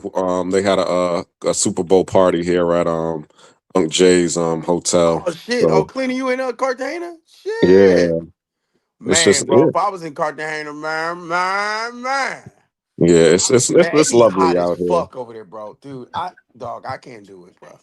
Like honestly, when I'm in Carta, bro, dog, I don't even feel like going outside during the daytime, bro. Like Yeah, it just nasty, bro. That sun just be nasty, bro. It's like Florida weather. And Like, yep. I don't like Florida weather then, Mm. but the women in Florida and Carta, oh my god, bro. Except them big ones that KB is talking about. I don't know, but bro, the big like ones my are the man, Americans every time. I can't Nah, believe they it, got some bro. big Colombians too now. Bro, they don't Where they got at? Where they 300 at? pound Colombians, bro. Hey, send me That the pictures. Stop it. Stop it, both of you. I was just at the pizza shop and saw a linebacker serving me my limonada de coco. Okay, you saw one, right? Exactly. One. What did KB? KB told us some art villain. How did KB become? You know what I'm saying, a villain? That big back, bro. You know what I'm saying? That big back got on top of him, and while she was on top of him, He Well, like fucking some. Hey, he like Norbit. some. I will never subject myself to this. What? I'm a superhero. He got the big back penguin queen on top of him. The Crazy. penguin queen. That's funny. You know what I'm saying? Nah, you know what he's saying is fact. Like even my friend, he's a tennis player. He doesn't play professionally. He's casual. He's got visible six packs, and I be seeing what he'd be like, bro. You know, I pulled last night. You know, I was really out here, Let and me I'm like, show it to oh, you. really? Send me the photos, and then it's just some busted and disgusted. Like, man, I was looking like he had this girl kissing all up on him. Like this girl jumped on him, and like you could kind of tell, like he was really hard. Like it was hard for him to like Horrified. He was hold her up. horrified. The Hmm? experience. He was horrified by the experience He that was wasn't subjected him. horrified. He said, "Oh yeah, bro, I was pulling, bro. Pussy's pussy, No, bro." he was drunk. No. Nah, If you, he doesn't drink. He doesn't drink. He doesn't drink. oh no, bro, he must be Then what high. was he smoking? For real. Yeah, Thank He bro. you. doesn't drink, bro. He kind So of he it was was on like some you drugs. ever seen those And you lollipop know what commercials? You though? ever You seen know those what, lollipops? It's like big at the top, small at bro? narrow at the bottom. That's terrible, bro. It looked No. like that because like she jumped on Yeah, him and he and it was said just it like looked like God. that, y'all. Damn. Did y'all hear that? He said it looked like that. That's Yeah. wild. That's crazy, bro. When you calling a chick a it, woo. But yeah, it was. He said, what? It ain't like Florida weather. Thank you. Okay. All right, thank you, Chalupa, bro. I swear to God, I know I was crazy. Yep, that heat and humidity is like Biloxi, Mississippi. Oh, wow. That's crazy. Or maybe the panhandle. Okay, that's because you know what? I'm telling y'all, bro. I'm telling you, that shit is on that coast, that whole northern coast of Colombia, bro. Nah, it's different, bro. It's different. It's near the equator. So of Yeah, course. yeah, I guess so, bro. I mean, I don't know, but I get. Well, I mean, you know what? I guess maybe it must be the altitude difference between Medi because, bro, Medi is just undefeated, bro. Like it's, dude. I don't like I hate myself when I'm in like Cartagena, but Santa Marta is way better. Like when the wind is blowing through the mountains, right? Like Santa Marta feels much better. Right, I'll tell you this right now. But compared to and Barranquilla feels much better too, right? But man, it's like Cartagena has like no breeze most of the time, or excuse me, it's freaking flooded. You know what I'm saying? It's like flooding.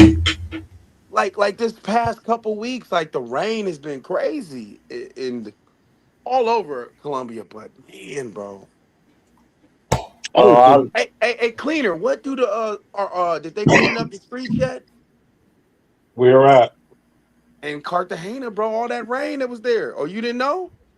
I mean, well, as I said, where I was at, it was flooding near the Hilton in Laguito, but where I'm at, where the hotel is at, Uh-huh. there is no flooding because we're kind of like a little bit, we're 10 miles away from what's it called?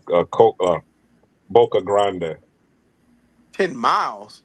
What? Yeah, that's where he's. I'll just say this: the hotel that Miguel and Jay built out here is in a spot called Santa Monica, which is about 8 to 10 miles away from So Boca it's in the Grande. city? It's in the city, but Okay. Okay. it's okay if you understand where the Is it wall by the city and the port? coast. Yes, is it by the No, port? it's it's the equivalent of being in North Miami. We'll just say it like that. So Boca Grande would be like Collins Road, South Beach. Man, So bro, I we don't would be speak in North Miami. Miami. Okay, where are you from? dang. So this place is in the trenches then. That's what yes, bro. Yes it l- is, bro. last It's la, last October, it flooded here where I live at in Thailand. Damn. Some places it was above the houses, but at mine it was just like a few inches of water because I live on higher ground. Okay. Yes, sir. I like the high ground stuff. Yeah. And Where you live at, Boxley?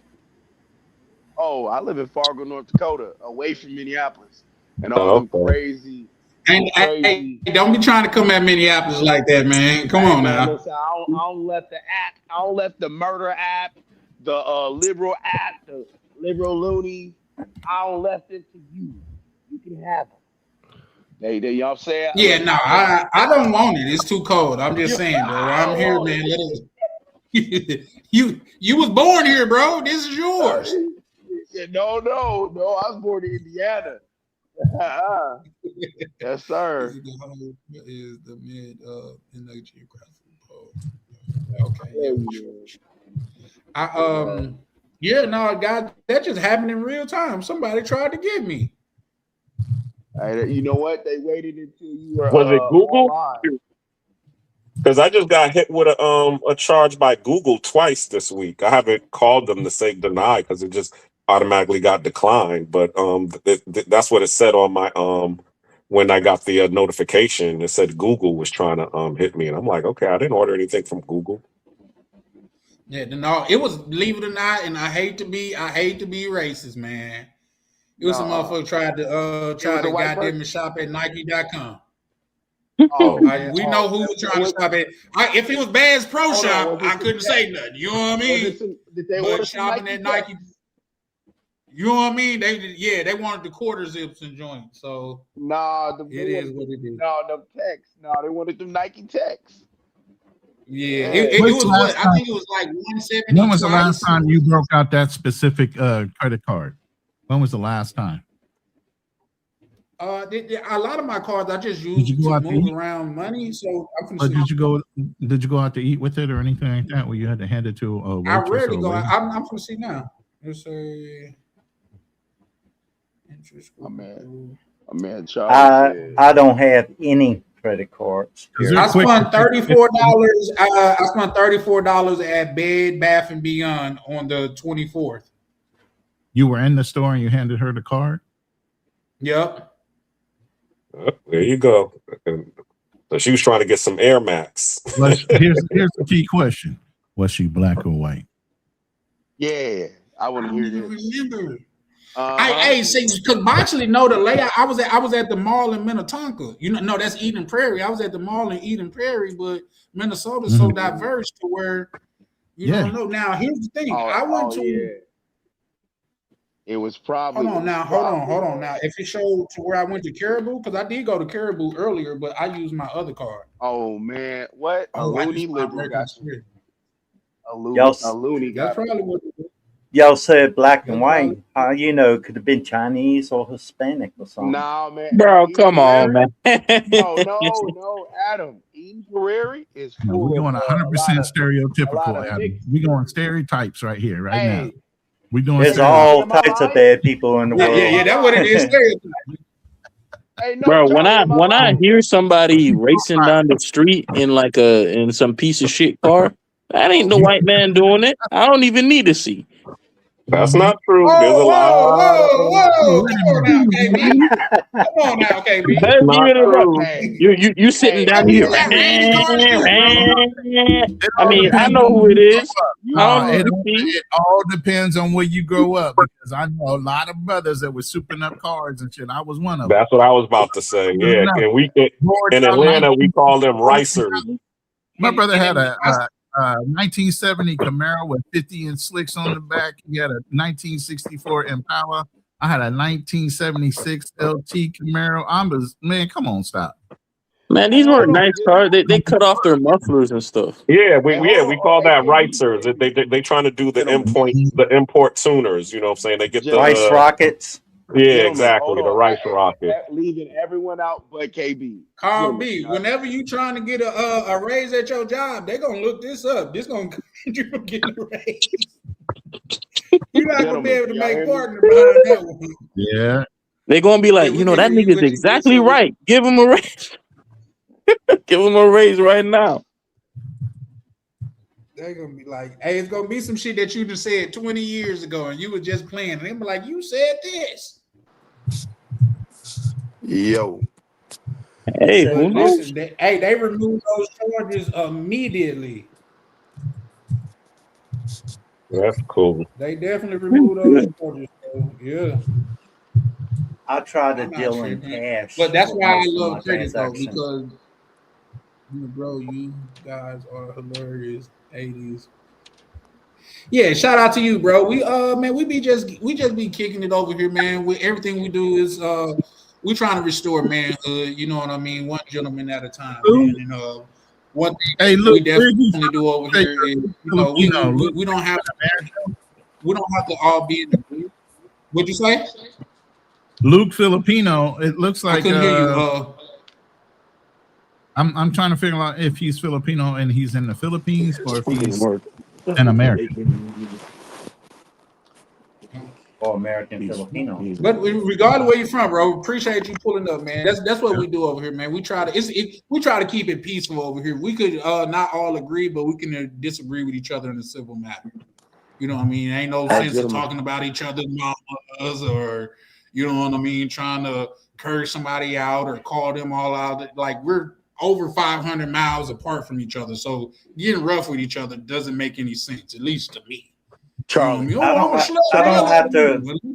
Charlie. I don't have to Excuse agree me. with somebody to rock with them as long as they're respectful. Gentlemen. That's a fact. Hold on. That's a fact. Gentlemen, can I ask y'all a question? That's a game picture you just put up, didn't it, KB? No, well, that's me, bro. What are you talking about? KB putting up a game picture. Put up a game picture.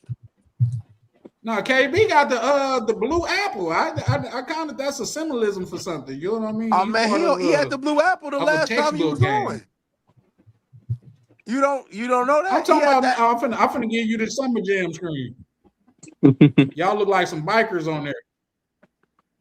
So no, hold on, but okay, that's y'all in Colombia. Okay. Yeah, that's us in Colombia. So no, I wanted to say, you know what's crazy, right? I wanted to ask the other brothers, except, you know, I'm pretty sure Adam has been called this before. In the community, am I the only one that has been called a white boy? What you mean? Period. Cleaner. I think he means Uncle Tom.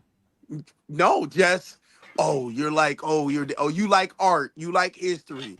Oh, you like cars. No, you ain't the only one. Look at me, bro. I get called that. Not me. I've never been called a white boy. I've been called corny, but not a white boy. Listen to the way I talk, my enunciation, pronunciation.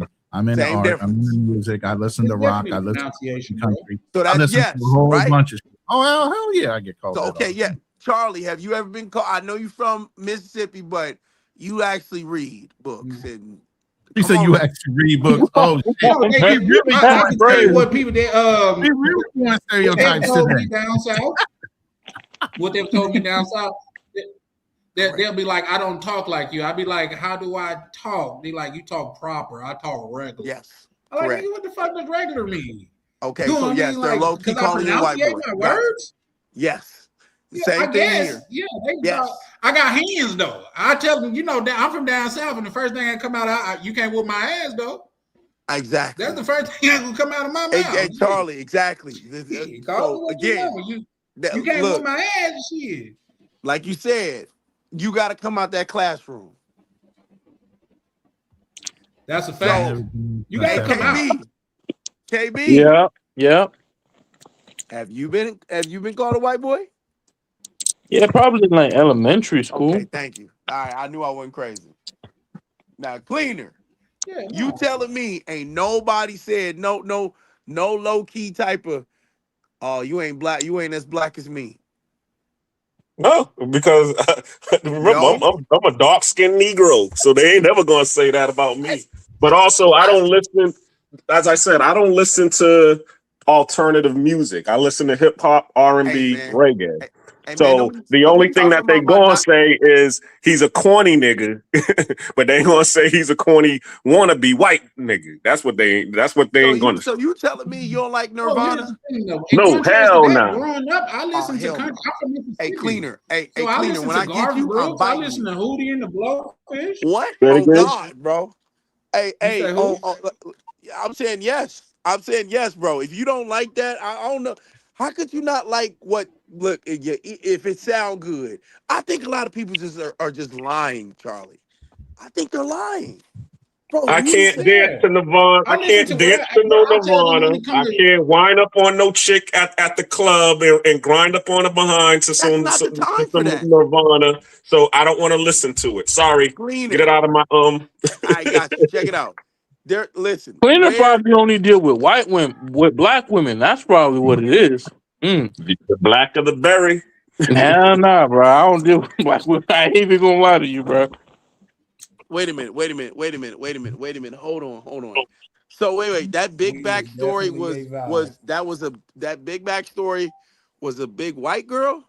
Nah, that was a big black girl. But you know what you do out of desperation, bro. That don't necessarily be you. You know what I'm saying?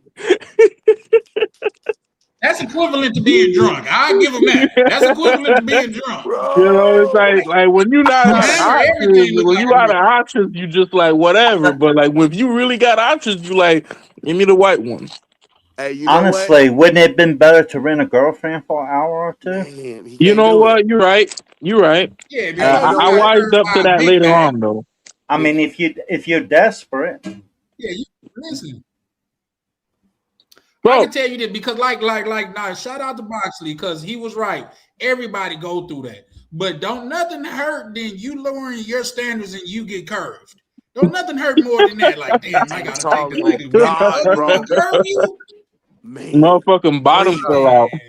preach, bro. We talking about Hey, like, that bro. when the nigga be in the shower, damn near holding himself like in the arms of an angel. Hey, Charlie. I drove out to LA. I was in the Marine Corps. I drove out Yeah. to LA by myself. walk out the shower with a hole in the soap. I was going to be kicking it with the contact, but I got there a day early. So I went to the club, I couldn't find anything, so I picked up on a big girl. That was my one night stay before I met him the other day. Bro. I ain't paid for the hotel room. When I first moved to Thailand, I spent a year in Chiang Mai. That's how I met my wife. But I was also part of an expat group. This guy, he's about 70, 72 years old. That came into Chiang Mai, and he came to one of the meetings, and he found out that you can buy Viagra through a pharmacy without a prescription. It was over, huh? It was This over. is He was excited. This is actually a sad story. You could look at the guy; he had bruises on him. He didn't look healthy at all, and we was trying to tell him that he should get himself at least get checked out by a doctor to make sure that he's healthy enough to take Viagra. He told us to mind our own effing business. He went and got that Viagra, and I say it's like about 4 or 5 days later, we hear something about where he died in a hotel with a girl that he paid to be with. I just trying to figure out how to say it nicely. Shit, he died after me. He died with a fro. Like I was telling y'all, I went to the public hospital here. Got to sell the doctor, got my test, 8 medications for a month, $21. That's a $21 is cheap when you put it up against your life to see if you're healthy enough to take Viagra. At least I would think.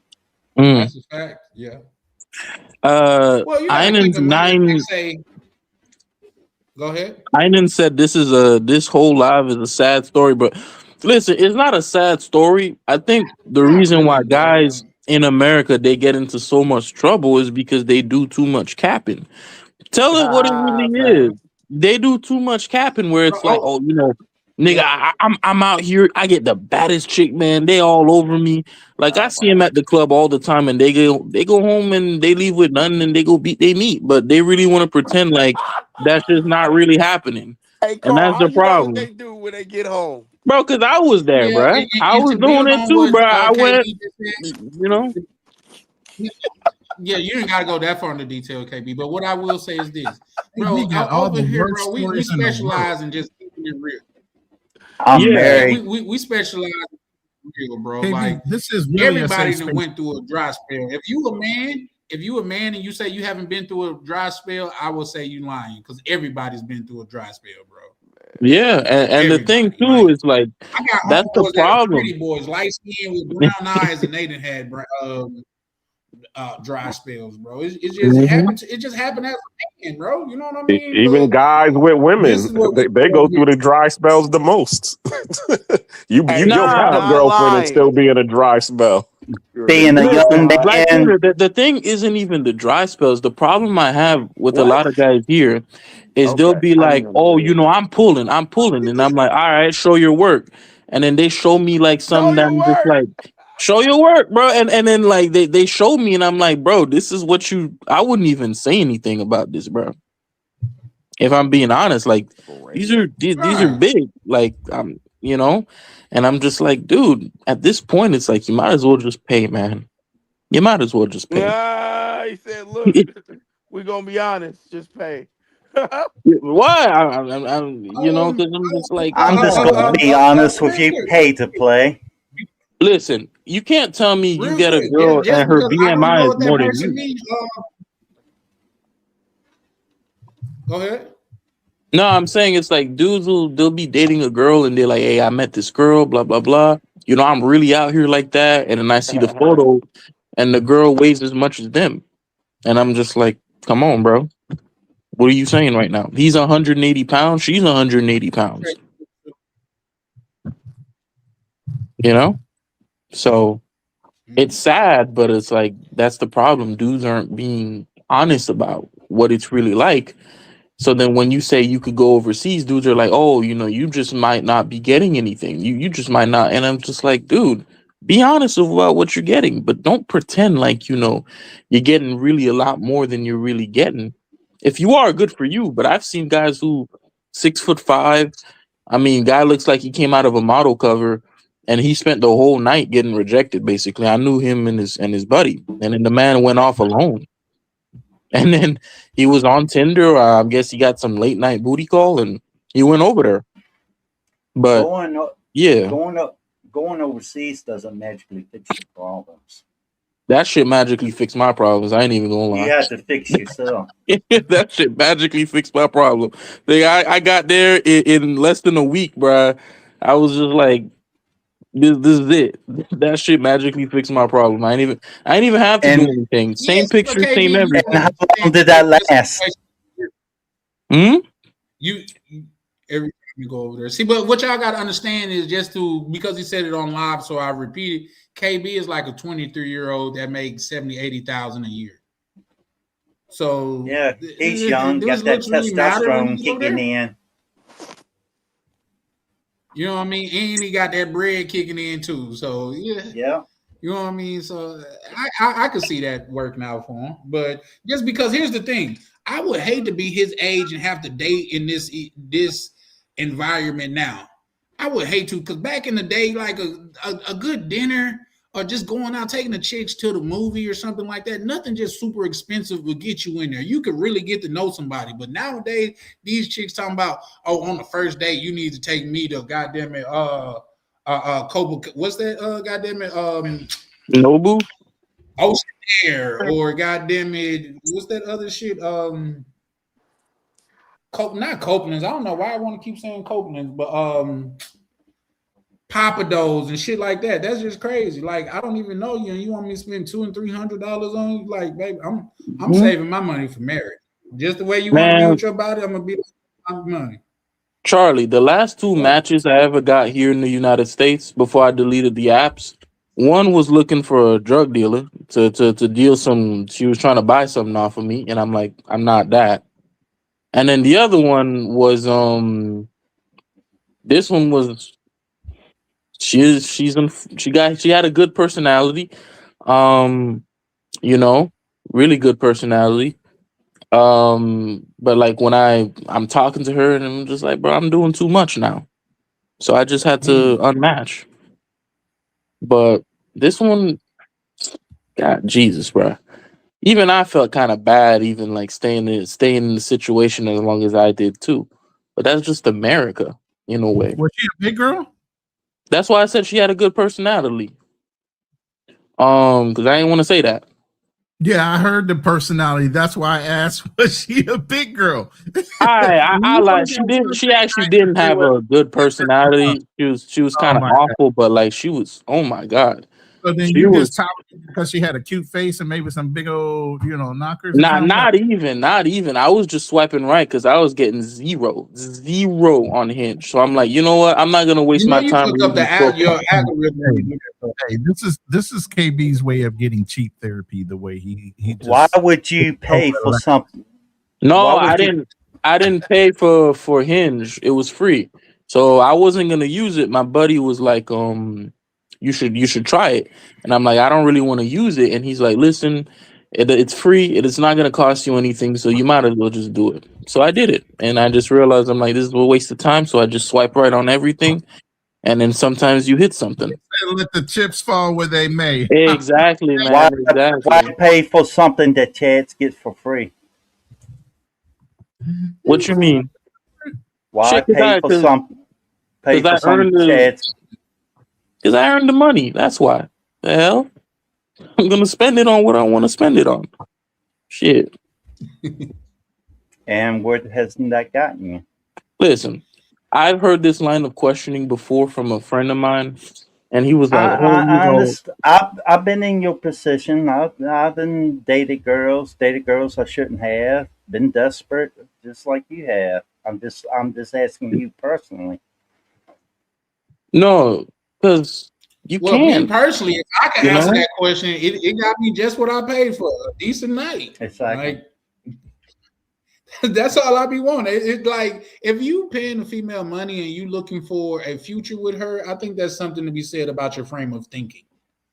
You know That what I Yeah, is mean? but Like but some people are just like, go ahead.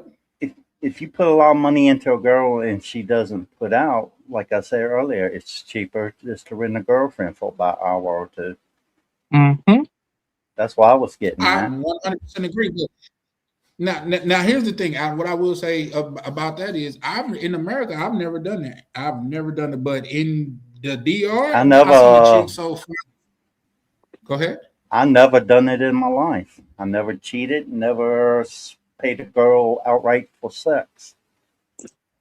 You see, I'm glad you the said thing, outright because yeah. but I mean but here's my thing.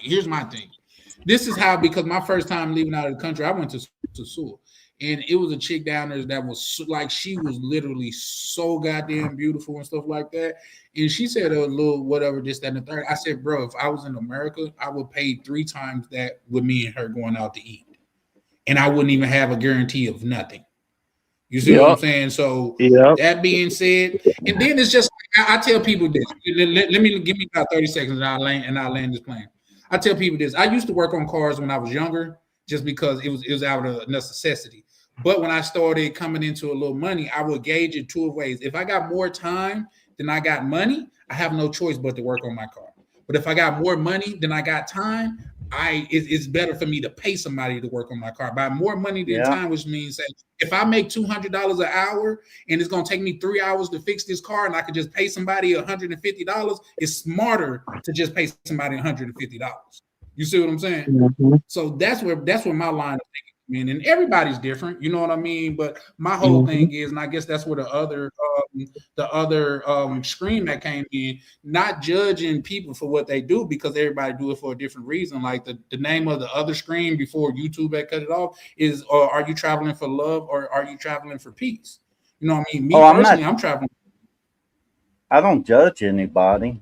I just say. No, I'm not saying that you did. I'm just speaking for just like in general. You know what I mean? So it just is what it is, because it's a lot of people that get on here and do judge people. If we talking in general, all relationships cost money. You just choose what you are willing to invest in. Exactly. And it's funny that you said that, because I was sitting here and I was talking to a female on Tinder, and she was trying to, hit me with all of that, can you hear me? No, we can hear you. I was talking to Lee Major. The He man said he is- think his mic wasn't working. I told him we couldn't hear him. But continue, Black Cleaner. My bad. Oh, okay. So, she's trying to hit me with her game about, a real man is a generous man and all of this and all of that. And I was trying to explain to her, I don't invest in slot machines. You know what I'm saying? Because that's what really what a woman is. And a lot of times when you're dating them with the hopes that you're gonna get something. It's like playing the slots. If you notice, most men when they go to the casino, you barely see men at the slot machines. You always see them at playing poker. You see them shooting craps. You see them playing blackjack. Why? Because those things have a certain amount of skill that if you're good, you'll be able to beat the odds. And that's what we do. Since we think logical, we're more pronounced to take calculated risks based on what we're able to do. Women are mostly emotional, so they're the ones that like to play the slot machines. You know what I'm saying? So it's the same thing with when we're dealing with women. You know what I'm saying? We're not trying to just throw our money into the wind and see what happens. Maybe we get some, maybe we don't. That's silly. That's a Yeah. fact.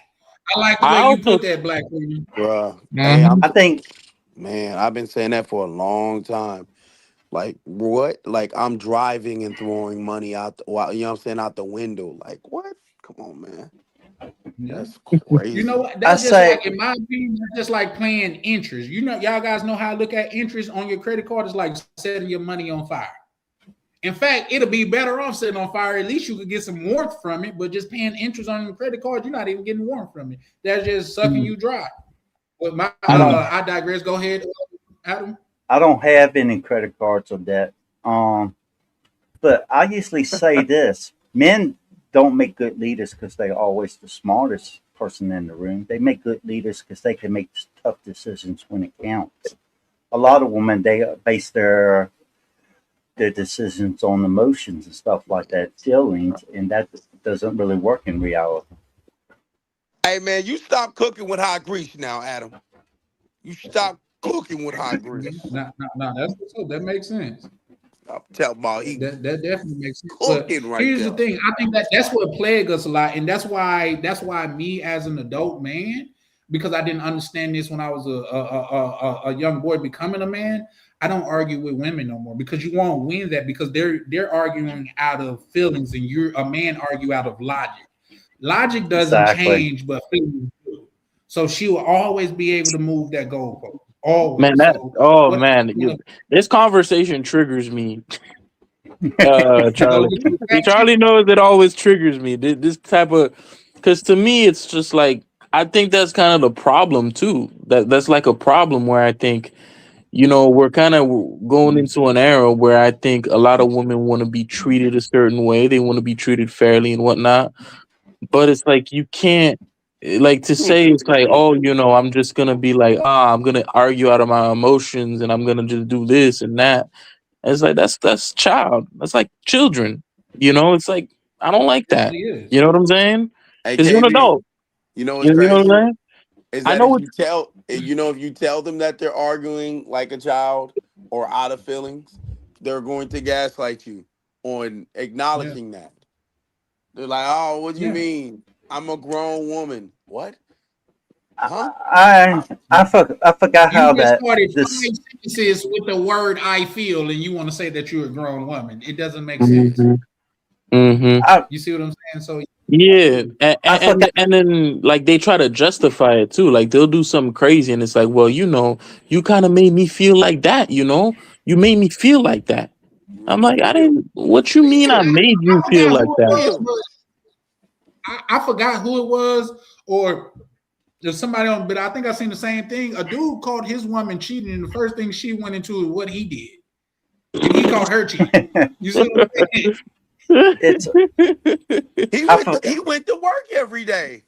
He wasn't paying she's lonely while he's at work. While he's working. Yeah, and it's funny sometimes the way they frame it. They'll be like, "Oh, you paying all the bills, you taking care of everything," but like that's financial abuse because I don't got my money. I just sit here and don't work.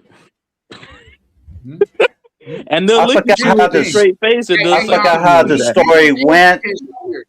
Go ahead, Adam. My bad. Then I'll say. I forgot how the story went, but these women went to a store and each level had different grades of men. Oh, Each of yeah, them I got a remember little I that. heard bit, that little story. bit The better. candy store, man. The When candy they store. finally got to the top floor trying to pick the best man possible, they just said simply head back down because this man doesn't exist. Yeah. You It's know, just because fantasy all versus reality. Yep. Here's a little age test. If you guys could read that and don't hear Michael Jackson's voice, we could tell you young. Oh, I don't Oh, I don't even sound the same from You when I had can my win. strokes. I know what song that was. I don't I'm just remember saying, like what. from the Wiz, if you remember when The Michael way Jackson you was the make scarecrow and he was on the wasn't singing that song, you can't win. Mm-hmm. Yeah, that's a little age test. Shout out to you. What's that friend zone? Yeah, though, Bro. man. It's just I think the more men be men is the more that women gonna have to force to be women. Just because with this economy and everything, or just this state of the world, like we let so much shit slide because of feelings and things of that nature. Just like we were talking about, oh, we want jobs and shit like that. Y'all only want the best job that the top 1% of men get. Y'all don't want the plumber's job. Like, Like guess the what? plumbers Nah. got in the house, got in the women in the man field, what 10-1 for every Hey, 10 man plumbers, you might find one woman plumber, but they're not trying to make Mhm. it equal as far as that go. They just want the top percent of jobs. That's just like they talking about the WNBA Woj Church talking about pay us what you owe us. Are you high? If yes, they anything, are. y'all They owe are. us.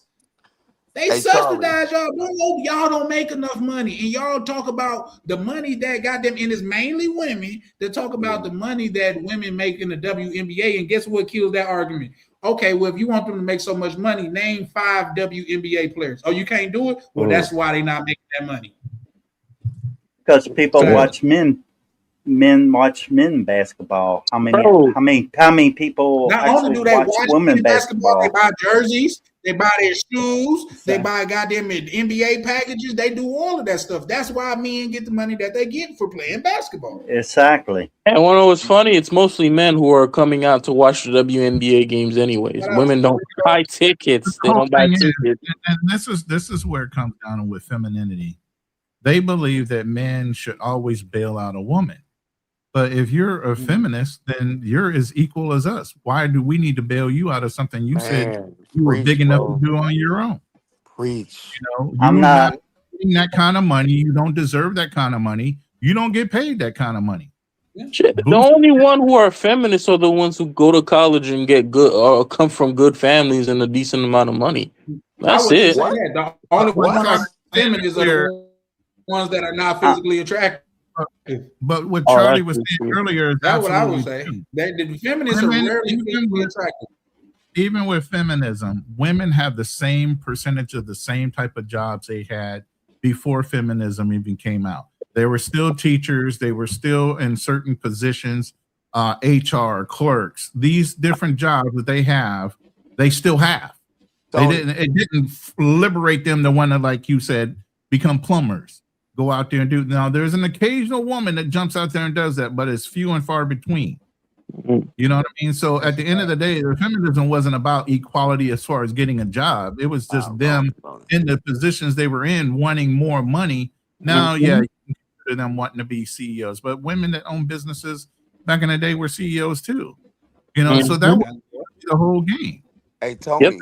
Well, sorry, Ronan and Charlie. I wanted to add to that. I'd heard something last week that was super powerful. Most women don't actually don't.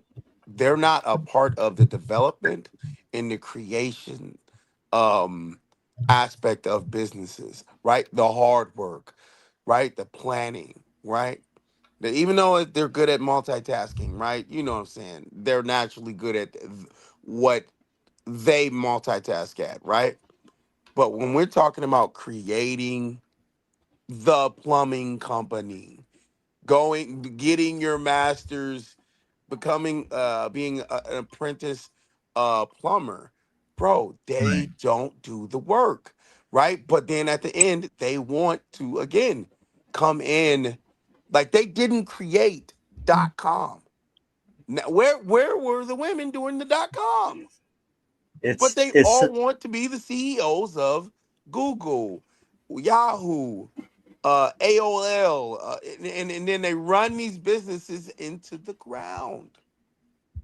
Mm-hmm.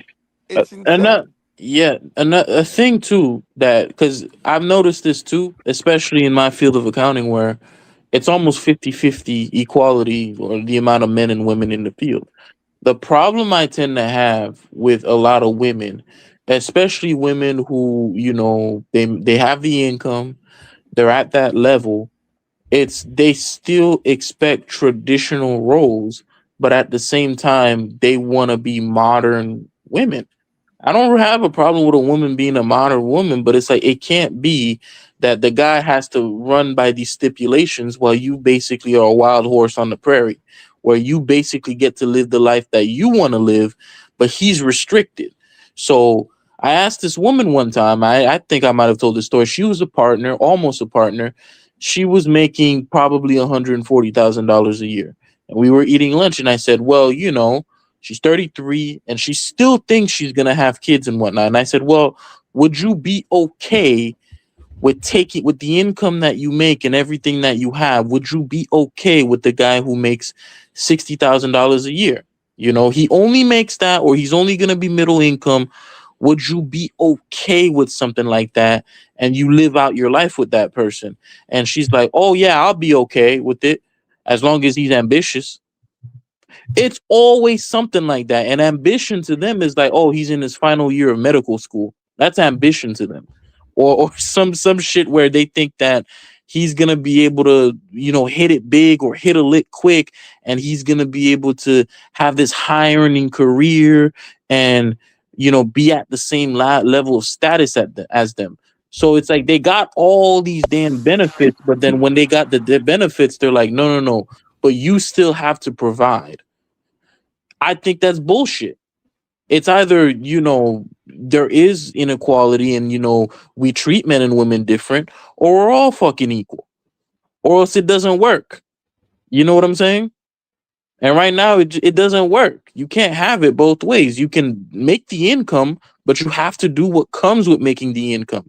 You can't just tell the man that he's still supposed to take care of you, even when you have the high income, you have the programs and everything else now. You know what I'm saying? Project Save a Hole.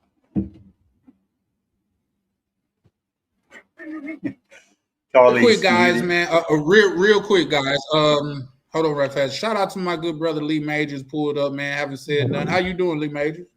Hey. He's muted. Yeah. I'm doing. What's up, Lee Majors? How you doing, brother? I'm doing pretty good. I'm just listening. Okay. Appreciate you showing up, man. Just want to tap in with you, man. Make sure that you know we see you. You know what I mean? Appreciate you pulling up, good brother. Appreciate that. I'm just listening. I'm gonna chime in a minute. Okay. Well, take your time. It's never no pressure with you, bro. Let me ask y'all this, because that was the original. Question when it came to the first stream that I did tonight before YouTube closed it down, and they only closed it down when I started having people pull up for some reason. What did you start at KB, and then we're gonna go to Adam, Ronan, Boxley, Black Cleaner, then Lee Major. What do you guys travel for when it comes to traveling? Is it love or peace?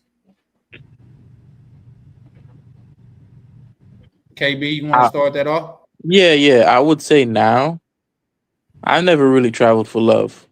I would say it would be peace, because the United States, at least now, bro, it's chaos, constant chaos. You see it on the news, you see it on the social media.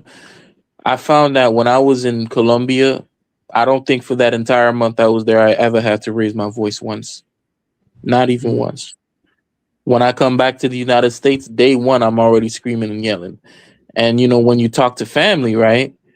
For example, when you have family that they're not in that mind state, you're coming back relaxed. You come back to America and you're almost soft spoken. Like, you're not screaming and whatnot. But then you come back around family and they just start screaming, and you could tell like they're at that like a high energy level, and you're way at the bottom over here. So now you could be speaking, and to them it's like you're not even saying anything because they're just used to kind of like that hyper aggressive scream and just, you know, argue to get your point across. Even with the women too. I don't think I've ever had to raise my voice at a woman in Medellin. Ever. But in America, nigga, I'm mad constantly.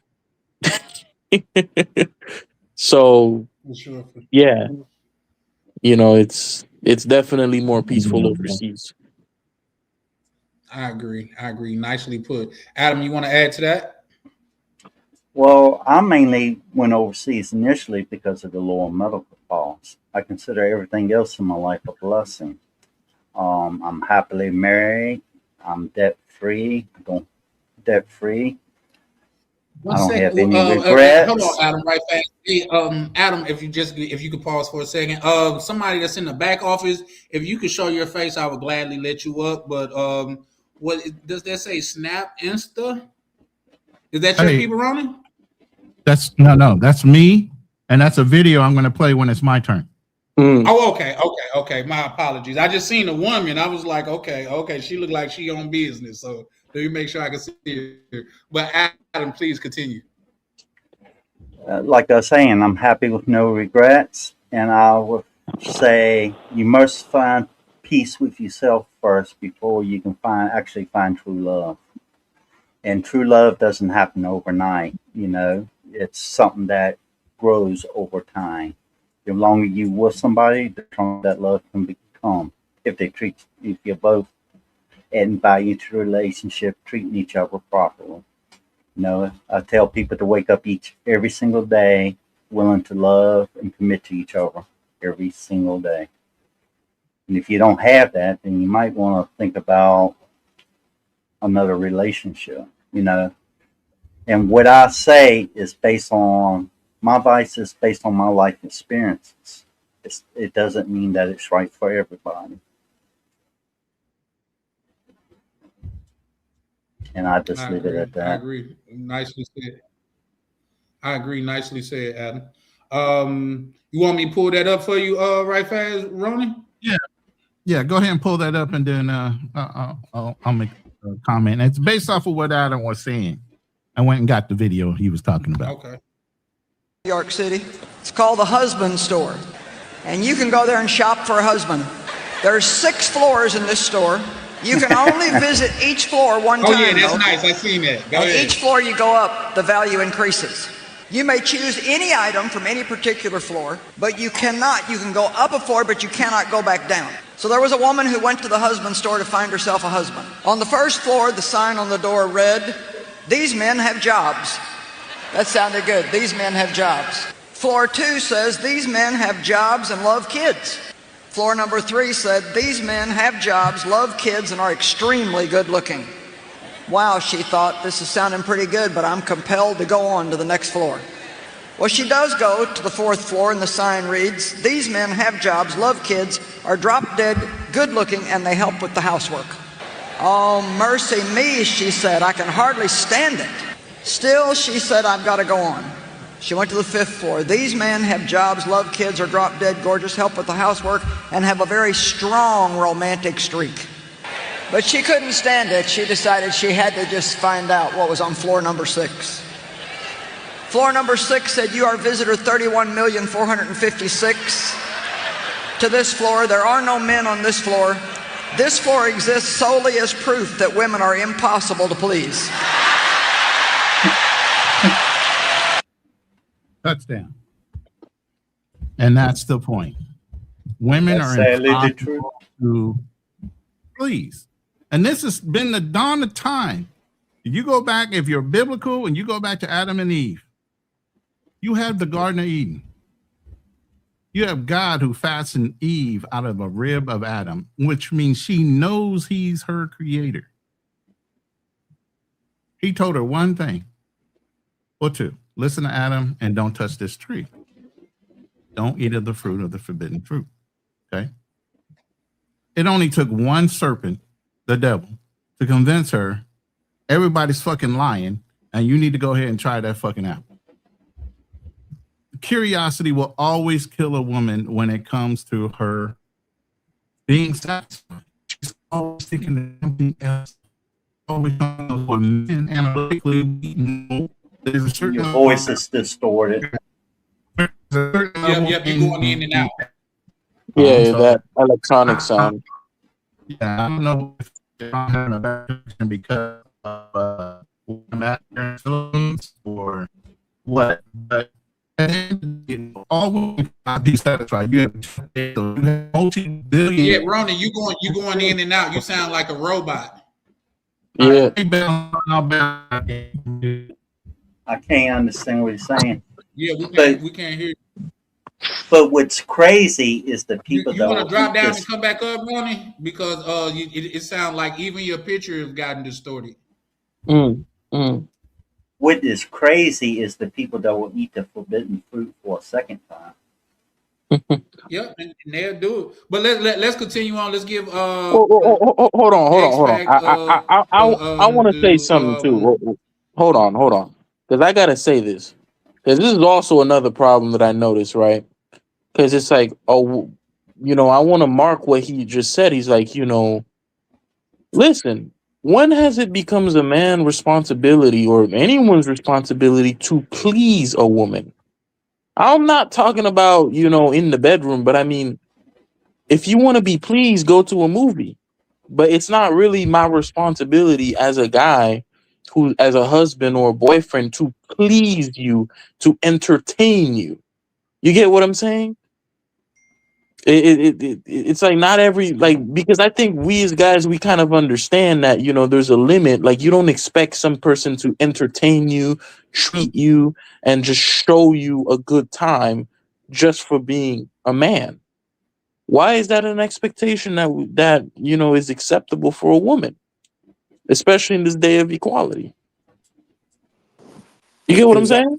Is that rhetorical? I'm just saying in general, like we just need to stop doing shit like that. We just need to stop doing that. I agree, and I have a comment, but I want them to go through the panel. You just brought in a whole foreigner from out the country and gave her and let her bite the forbidden apple. Now she's gonna be like everybody else running around this motherfucker. Thinks she need to be pleased. So you much proud of the problem as she is. Oh, hold on. I'm different. Hear me out. This isn't some girl from Tinder or someone that I met overseas. This is somebody who was introduced to me to a friend, so it's a bit of a different thing. Yes. If this was somebody that I was dating, then she would have had to stay her ass over there. Hey. That's a fact. But y'all let Boxley go, and then Black Cleaner and Lee Majors if he wants. Ronan didn't finish what he was saying. Oh, my bad. My apologies, Ronan. That's when you had went out. Please continue. Am I clear now? That's the big yeah. So what I was saying was it doesn't matter. You have billionaires, multi-billionaires. They're still getting divorced. You have Adam and Eve, where Eve still ate of the fruit after one serpent, which is Satan, told her to go ahead and bite it, even though her creator told her not to. So does God know that women have a streak of disobedience? Even to common? Absolutely. He should know. He created. So if you know God knows this, why are we expecting anything different? The best thing you can do is possibly vet a woman to know what her mentalities are, establish some ground rules and roles within the relationship, and keep checking in through communication and be honest. Yeah. That's all you can do. People are going to change with time and exposure to different things. If you're dating somebody overseas, obviously your type of money is something she's not used to. If you leave with your money, then she automatically thinks that money just grows on trees. She doesn't know how hard you had to work to get it. Don't expose too much to a woman that you're dating overseas. You shouldn't be exposing that much to women in America. But again, as a level of expectation, you got to pay for their nails, their hair, and all this other stuff to go on a date. But who set that standard? Simps that wanted to go on a date with this particular woman because they felt like they couldn't get it from anywhere else, which is sad. And you know what's crazy about that? Some men give those women overseas total access over their bank accounts and stuff like that, where the money is at. Oh hell And no! then they That's the wonder why all the money is gone. that's the whole thing. They've never grown up around that kind of money. You got to have some fiduciary fucking responsibility even to be around that type of money, and you have to kind of groom them into it. You can't just let them have full blown access to shit like that. They don't know how to do it. How did you act when you first started coming into money? You blew it left and right because you didn't know how to control it. You thought it was always going to be there for you, and then you started realizing through your mistakes, God damn it, I got to tighten up on this, or it's going to get away from me. That's the same thing when you go to a different culture and you have all this money that you make, which translates to a lot of money to them, especially if they're barely making $300 to $500 a fucking month. And then you expose them to all these grand things that they've never had exposure to in their lives. And you expect any other fucking action beside what they're doing? 300 to 500 is about the average for a Southeast Asian. That's people. your fault. That's not her fault. That's your fault. Yeah, I agree with you 100%. Agreed. I very, very well said. But at the same time, I'm with that too, Ronan. I think a lot of the blame is on the men. Like on National Geographic, who do you blame? The lion or the zebra that got caught and ate? You know what I mean? Like, come on, bro. It is what it is. It's the circle of life. If you there to be a sucker, and don't get mad when she treats you like a sucker. Don't get mad when she when you're damn near bone dry and you like, oh, I thought she would come around. Come around to what? And a lot of these cultures, a lot of these women are average at best to them because there are so many other beautiful women around. But you guys come there and you treat them like, oh my God, these girls. No. And that's why locals are looking at you like, you think that's fine? You don't know about Maria that's over here in the other province that's like bad as fuck and don't even fuck with you guys because she don't hang out in the bad areas. She don't hang out in the clubs. She don't hang out in the fucking prostitute areas. But those are the ones you guys are saying are badass. The real ones are out in the province. Yeah. You know, I used to know when we came into port for the Philippines in Olongapo, we were stationed at Subic Bay. Okay, so Olongapo, the Mario Barreto. The Olongapo City is the city right outside of Subic Bay, the base. Okay, so when we would be pulling into port, because sometimes it would be 2 or 3 ARGs, that means anywhere from 3 to 5 ships each ARG coming in with anywhere from 2 to 5,000 fucking individual Marines and Navy guys coming out into this one little fucking city. It's like Las Vegas on a fucking weekend. Let's put it that way. If they weren't calling girls from out of the province into that city, it would have been a fucking a bloodbath of brothers that just are bent because they've been on water for anywhere from 60 to 90 days and they're looking for something. And you know what I mean by something. Okay, so they would literally strategize with the clubs and everything to make sure they had enough girls to handle the men that were coming into that port. That's how strategic some of this gets when they know about what you guys are out to do. Go ahead. Yeah, I agree. Them girls that are in the bigger cities and the holiday spots, the red light districts, they know exactly how to wrap you around their finger. Yep. Been doing it for generations, and that ain't no joke. The stories and the trade has been passed down from one generation to another. Y'all ain't coming up with nothing that they dealt with generationally from any of you foreigners. Exactly.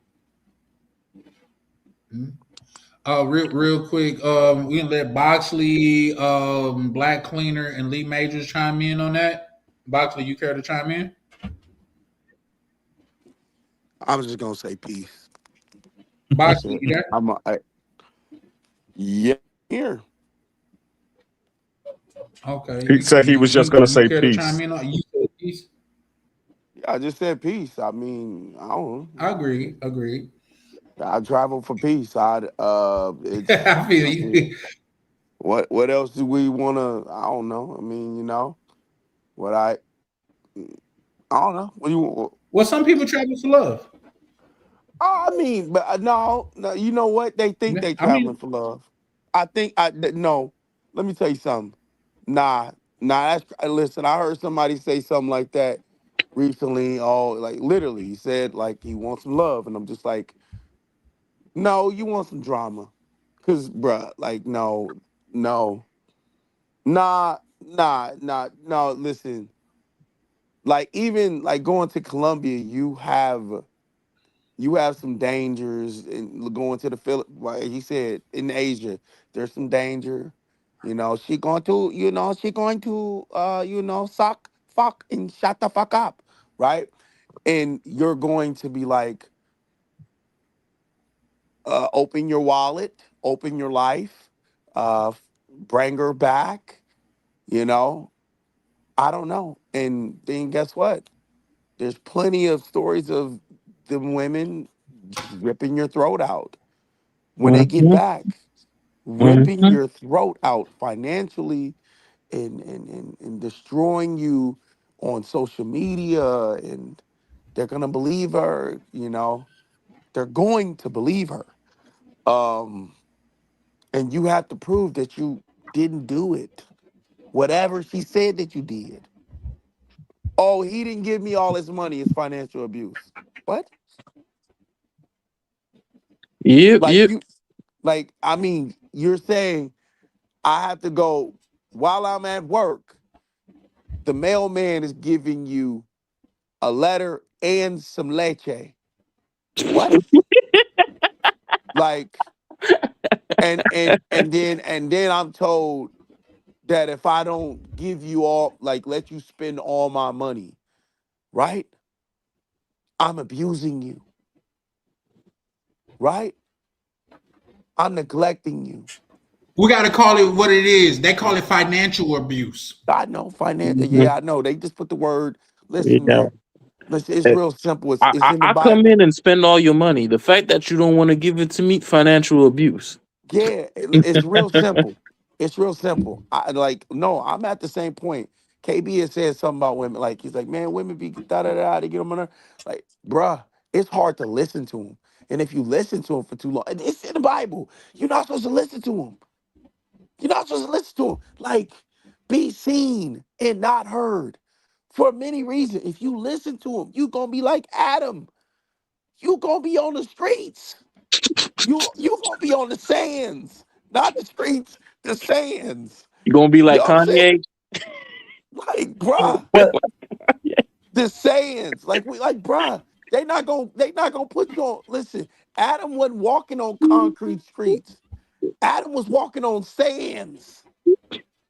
Okay? God said, get out of my lush garden. Go walk on some sand. Because you listen to that woman. So when I'm listening to these, like, bruh, white knights are dangerous. Bruh, Yeah.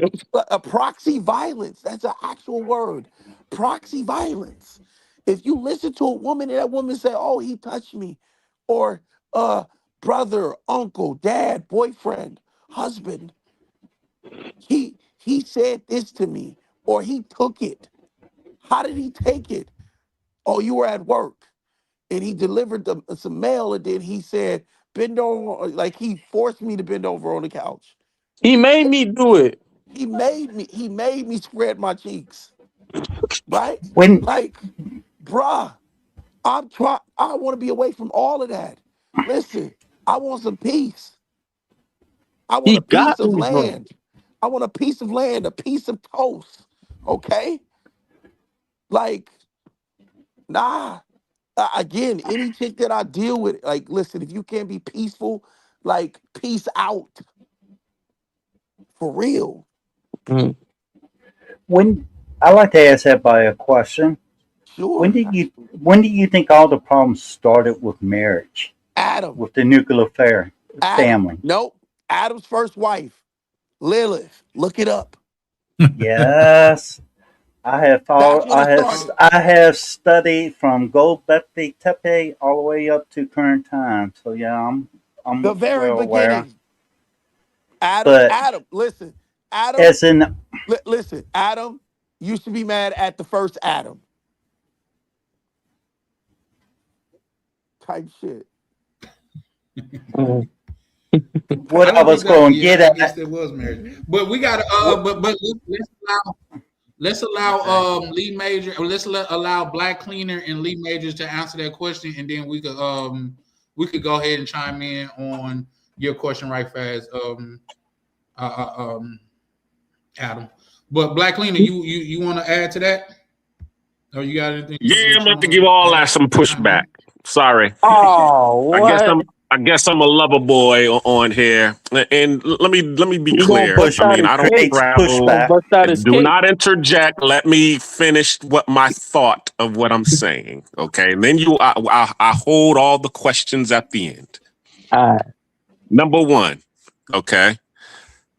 I agree with everything that you all were saying. Okay, but in the words of Marlo Stansfield, when he was talking to his bank about the crown, and he was saying heavy is the head that wears the crown, Marlo said, well, everybody else had their chance to wear it. I want a chance to wear it too. Meaning, okay, I'm here in Cartagena at the hotel with a whole bunch of brothers, all of them or a lot of them married, divorced, 3 kids, 4 kids, etc. Okay, and what you hear them, they're talking about the problems that they had with their wives, but they're also talking about their children that they have, and them doing things and outings, and having happy relationships with their kids. And see, that's what family and love is supposed to be about, really. It's really supposed to be about, you finding someone that you love and that you all are supposed to be together, have some kids, raise the kids, and then your kids are supposed to go on and carry on the legacy. Of course, we have a lot of people that have, went that route.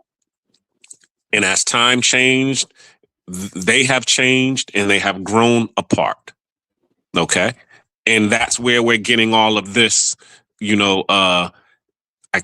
contempt for our the old relationships. It's funny too, because I'm living with this girl, and she was married. She got 3 kids. She's a grandmother of 5 kids, and now she's alone, and she's out here. She's looking for her man, but because she has a dog that's her emotional support. Okay, she's not caring about, she's like the woman in the man's store, trying to find the better and the best deal. But in her mind, she's all like, well, I'm not going to settle for any man on these floors, because I already have a dog that gives me 80% of what I need. So I'm going to get all or nothing. So we all know logically, in the end, if she's trying to get the man on the 6th floor, there is no 6th floor. So in the end, you really gonna be stuck with this dog. But I don't say nothing to her. I just let her live her life, because I know she, Stuck so with go the ahead. Dog and stuck with the dog in a drawer full of bedroom sex toys and stuff like that. Thank you.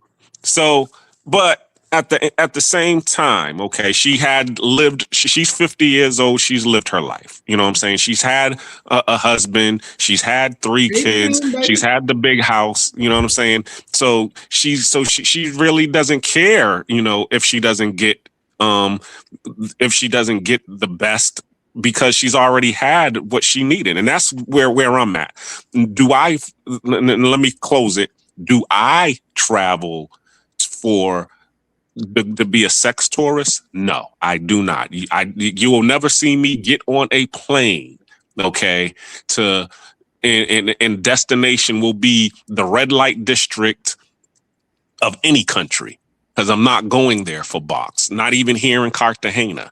I mean, when I put out my content, because it's being edited right now, you're going to start seeing, when I traveled here to Cartagena, I'm looking for where we are at. You know what I'm saying? where are the black folks at? I'm looking for the people say, you traveling for culture.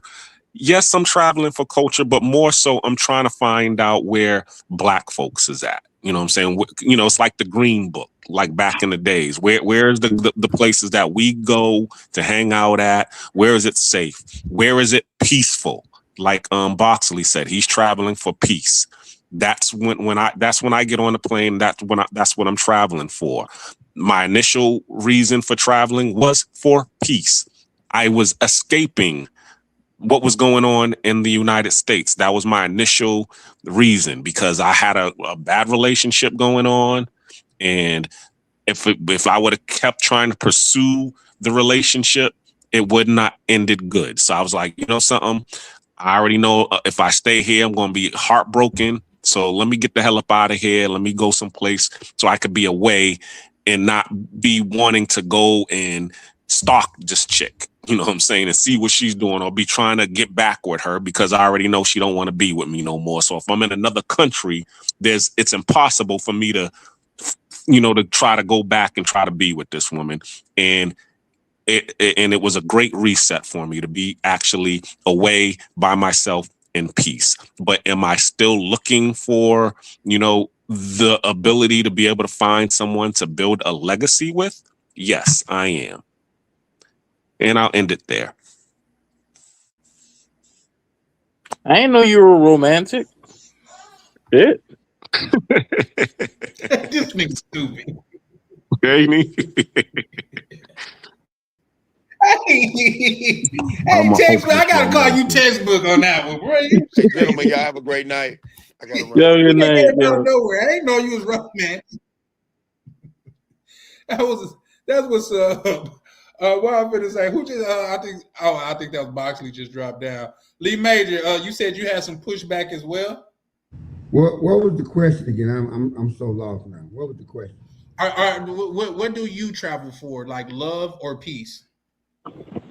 Well, I travel to see the world, and just so happened I don't know if peace comes first or love comes first, whichever one comes first, you just jump on that opportunity. If I'm making sense, it's like when I listen to these guys, and not this you guys can chew me up, but this is how I feel about it. When I listen to these guys, they're scared of opening their heart to a woman because she might be a 304, she might do this, she might do that. But you got to go with your intuitions, and a lot of guys don't want to do it. They scared of what another brother's gonna think about them. It's like the guys, I'm listening to Carl B, he puts up a safety net. I'm listening to a lot of guys, they put up a safety net when they meet somebody. Just be yourself. If it happens, it happens.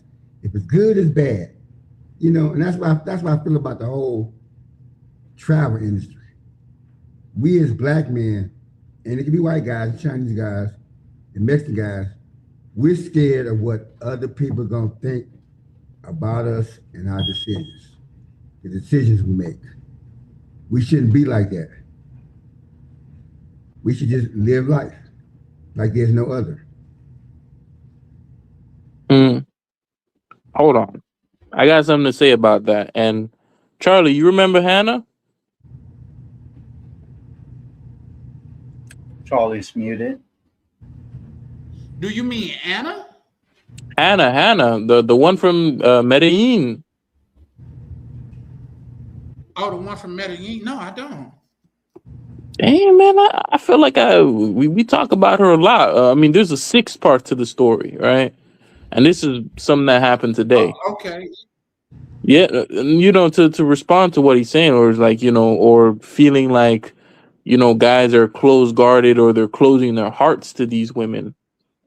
The point is that, I mean, at least when you go to a lot of those types of countries like Colombia, Brazil, Latvia, those types of places, it's not that guys are trying to close their hearts. It's more like dudes have gotten incredibly hurt so many times dealing with those women. A better story is actually Andrea. This is a woman that, my intuition told me that this was a good person. I spoke to her, I liked her vibe, and I always thought, this is actually a decent person. This is a decent human being. I saw the way she spoke about her father. I saw the way she spoke about her family, and I liked it. And, one day she hit me up one day, right? And this was near Christmas time, and she told me, listen, my arm is broken. This is what happened. And I said, are you sure your arm's broken? What's going on? And she just sent me a photo, and I said, you know what? I don't want to even believe that this person is lying to me, right?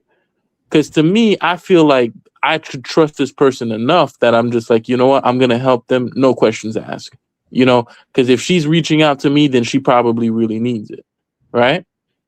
And I helped her.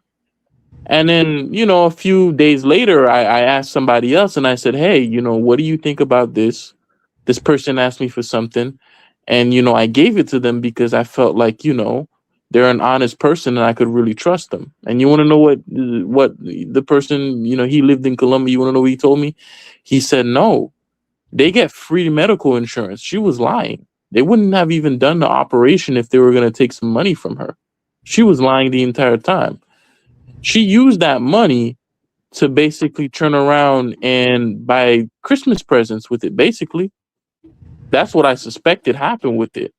So a lot of the times it's like you may think you're dealing with this woman and everything in your mind is telling you that you could trust this woman, but you still really don't know the person because it's like that person, a lot of the times in these types of countries, these women will debase themselves in ways that you have no idea about. So you think you're dealing with a good person and you open your heart to them and you trust them and then they burn you on it. And now it's like, it's very difficult to trust any woman from there because you've seen too much. I've literally had women that I've sat right next to, and I wasn't targeting these women either, where they have a guy in the United States where they're basically saying that they're basically working as ex-workers, street ex-workers, for whatever reason. They need the money or whatever. And meanwhile, this guy is helping him out from time to time. And I asked him straight up, like, does this guy trust you? Does he know what you're doing? And they're like, no, he doesn't know. And I don't want him to know. Carl, let me ask you a question. You know what I'm saying? Let me ask you a question. Go ahead. So you gave her the money for the surgery, correct? Yeah, I did. Okay, would you have gave her the money to buy a Christmas gift? No. Why? Why? Why? Well, wait, before you answer that, it's still a good gesture from your heart, bro. Why you wouldn't have did it? Well, I wouldn't have done it because I would have told her probably, I'm like, listen, I wouldn't have done. Let me answer the question. Go ahead. You wouldn't have done it because you would have said where the baby daddy at or where they can't do it, right? No. She doesn't have any kids. Okay. I wouldn't have done it because for me, I would have responded in that moment. I said, listen, if you're really in this much financial trouble, don't buy Christmas gifts, save your money. Because she was out of a job at the time. So I'm like, save your money, tell people that you can't really do it, and, do something nice for them later on. Because if you're in a position where you need to ask for money to buy a Christmas presents, that's not a good place to be. That's what I would have told her. But I helped her because I'm like, you're in an emergency and your arm's broken and you need the help right now. It's urgent. I would have helped her. And even then, even after I gave her the money and even after I kind of suspected, I offered her a job too. I said, listen, I need somebody to actually help me learn Spanish and I want to advance and I need somebody to talk to. So I offered her a job and I said, listen, you can do this for 2 or 3 hours a day. And then I'm going to be reading and writing and you can see me reading and writing and you can correct my mistakes and we can do this together and you can earn some money to supplement your income on top of getting whatever regular job you want. Right. And it's all going to be 100% remote and I could work with you with the scheduling and everything. And, we can mutually. And she never responded back. She made up some excuse and she was like, listen, I don't have any money for my SIM card or something. but she was still on WhatsApp and Instagram the next day. So she was lying Yeah, about it the whole time. I remember her. I mean, us Yeah. discussing that Yeah. because I can tell you why I didn't remember that, because I'm sure I thought the same thing then as I'm thinking now. If I didn't say it out loud, but allow me to say it out loud now. Have you dealt with the fact that she might just didn't like you like that? Maybe, but you know, listen. No, and I'm not saying that to be yeah, I like. agree. I agree, but like at least when you are in the US, if she just didn't like you like that, she would just be like, I don't really want to deal with you. Make it a clean break. But that's if not what they do, especially if they see they could get some money out of you. That's Fair why, enough. in my mind, that's why she immediately went to she need money for a sim. And as you said through your own story, she clearly didn't. Yeah. Well, Yeah. what a lot. But a lot of the times too, like what ends up happening is this person is still hanging around you, right? So they like to come out, they're asking to be around you. You think, okay, this person is clearly interested in me, right? That's why sometimes to answer his question, a lot of guys don't want to open their hearts to a lot of these women overseas or any woman overseas because you don't know what their intentions are. And a lot of the times, you know, you could be dealing with someone who's so calculating and you just have no idea. That And works both you're ways. unprepared. Yeah, but that's that in of itself is the problem right there. What you just said, because but everybody's playing the same game. It's like, okay, I think that this dude is just gonna fuck me and leave me alone. So I'm gonna get him before he gets me. And it's the same thing with the guys. No. Hold on now, Black Cleaner. I gotta push. There's a difference between you saying, I don't know this person's intention, so I'm not gonna open my heart to them, and then saying, you know, I'm gonna do you before you do me. You see, that's a difference. Like one is kind of like malicious, like, you know you're gonna do something to me, so I'm gonna take from you before you can. And another is like, I'm gonna guard myself and slowly, Noted. you get what I'm saying? However, okay, and this is what I write about in my book. You need to understand that their situation is really not that they have a malicious intention of doing something to you before you do it to them. It's really, yo, I'm hungry. I don't have welfare and transitional assistance and food stamps out here, and I still got to take care of these kids. I still got to put a roof over my head. So therefore, let me get out here and, find me, and shake a little leg and see if I can get something out of it. You know what I'm saying? And if I can find a nice guy who's willing to, help me out of my situation, whether I like him or not, I'm gonna, do what I gotta do in order to survive. And see but what happens is this, what I notice when I'm here, boots on the ground, the moment I start treating the women, the chicas, like human beings, I get a whole different treatment from them. If you understand what I mean, you'll have the ones that like Charlie Chan said, they straight business. They like, yo, I don't like you. It is, it's $150, it's $100. Take it or leave it. There's plenty of men out here that I can go with, that I can get with, and they'll just keep it at that. Listen. But you do have some that will, is going to explain to you. You know what I'm saying? Hey, I like you, but yo, I'm out here trying to survive. Now, unless you are willing to help me, get out of my situation, then we need to keep it stepping. You know what I'm saying? Because I got, me and me liking each other is not going to pay these kids, as you said, school tuition or uniforms, or it's not going to pay my bills. It's not going to get us fed. So if you got a solution for that, I'm all ears. But if not, it's $100. That's my solution. That's the solution that I could come up with.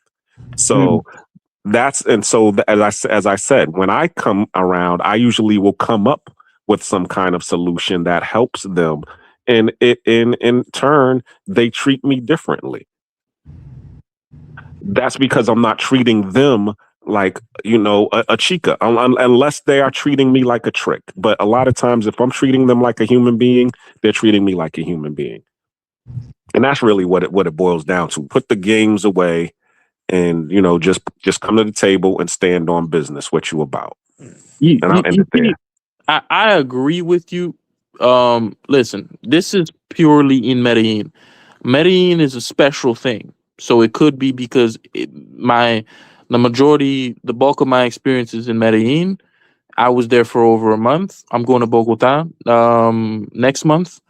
But the bulk of my experience was in Medellin, so maybe that's a different beast, right?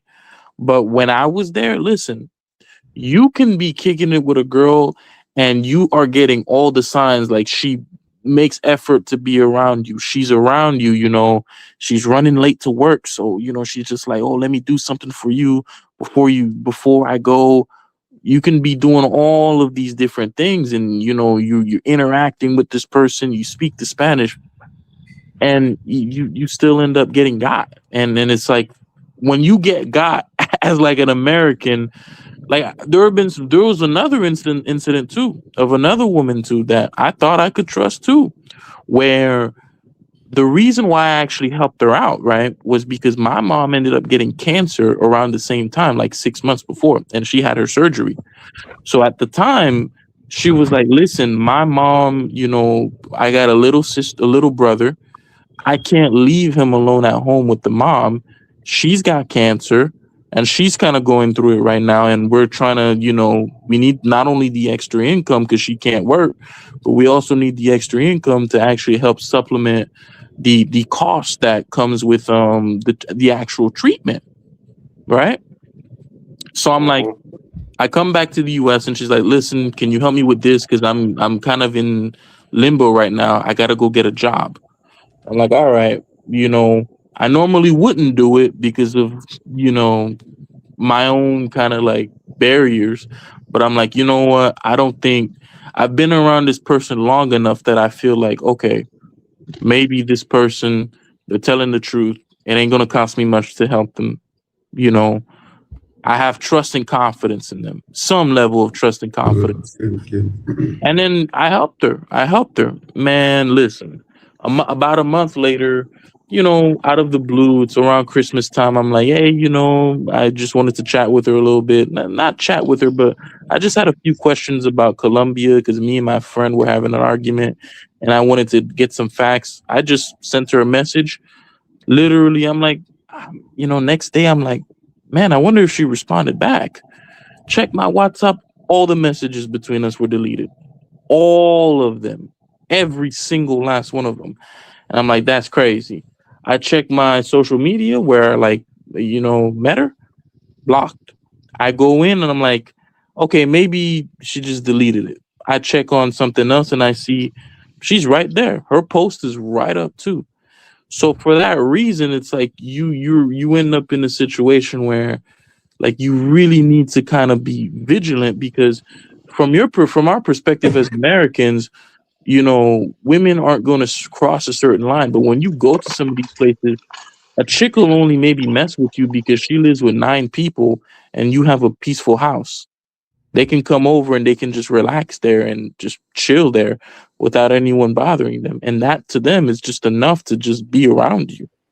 Or because you got that's a fact, and as well as that will happen here in America. Let me say this. Well, first of all, let me welcome my good brother DMV to the line and stuff like that. What's up, man? Guys, we're gonna be winding down in the next 15-20 minutes. But shout out to you, DMV. How you doing today, good brother? DMV, you good, bro? I know he a trucker. He probably on the road. Yeah. Well, what I was like to say earlier is many. But what I was gonna say to you, KB, no, give me 1 second, Adam. 2 things, KB. For one, I want to say, bro, I'm so sorry that you had to go through that, man, because you sound like it really affected you, man. And I hate to see, because you're too young to sound that heartbroken, in my opinion. But at the same time, I think you go ahead getting it out the way. But life have a way for men, at least in my opinion, it has a way of pardoning you. You know what I mean? So shout out to the big homie Ronan. You know what I mean? That's what we striving for. That right there. We just see a hand come in and bro getting goddamn a good libation on live. Well, So yeah. what I was But yeah, what I was going with that I digress. Adam, you was gonna say something? well, I was going to say, and some people might think this sounds harsh, but many of those women overseas were surviving before you came over there. And they will survive when you leave from there. Got to be 100%. careful. And That's the gospel. and then Yeah. in Thailand, I do help out people that are in true need, but I also make sure I check their backstories to make sure nobody's abusing my kindness. Also, before I permanently moved over to Thailand, I did my research. I researched the culture, the laws, the scams, areas that I call no-fly zones. You wouldn't catch me dead at. Like I wouldn't go to Pattaya, Phuket, or Red Light District or something like that. You wouldn't catch me in those areas. So I ostensibly did my research, and I fully understand when I came here, I'm a guest in the country. It's my responsibility to adjust to their culture and their rules, their laws. And that's basically what it is. And a lot of guys don't take the time to do that. What they do is they look up and try to figure out how to pick up a girl, do this, do whatever, enjoy time over there. But anybody that really goes overseas, they don't take the time to really understand the country and its culture. They just pack up the bags and hope for the best. Yeah, I got a question for Carl B. Go ahead. How many times have you seen this female? Which one? The one we talking about in the story. I don't know. The one about the Christmas gift. So Andrea, I saw her practically every other day while I was there over the course of the month. And then Hannah, she was over at my place every 2 days basically. She met all my friends and Okay, watched a bunch of movies together. Andrea, when I'm saying this, okay, just say you spent 30 days with her. When you left and came back to the States, when did you go back to see her? I didn't go back to see her, not as recently.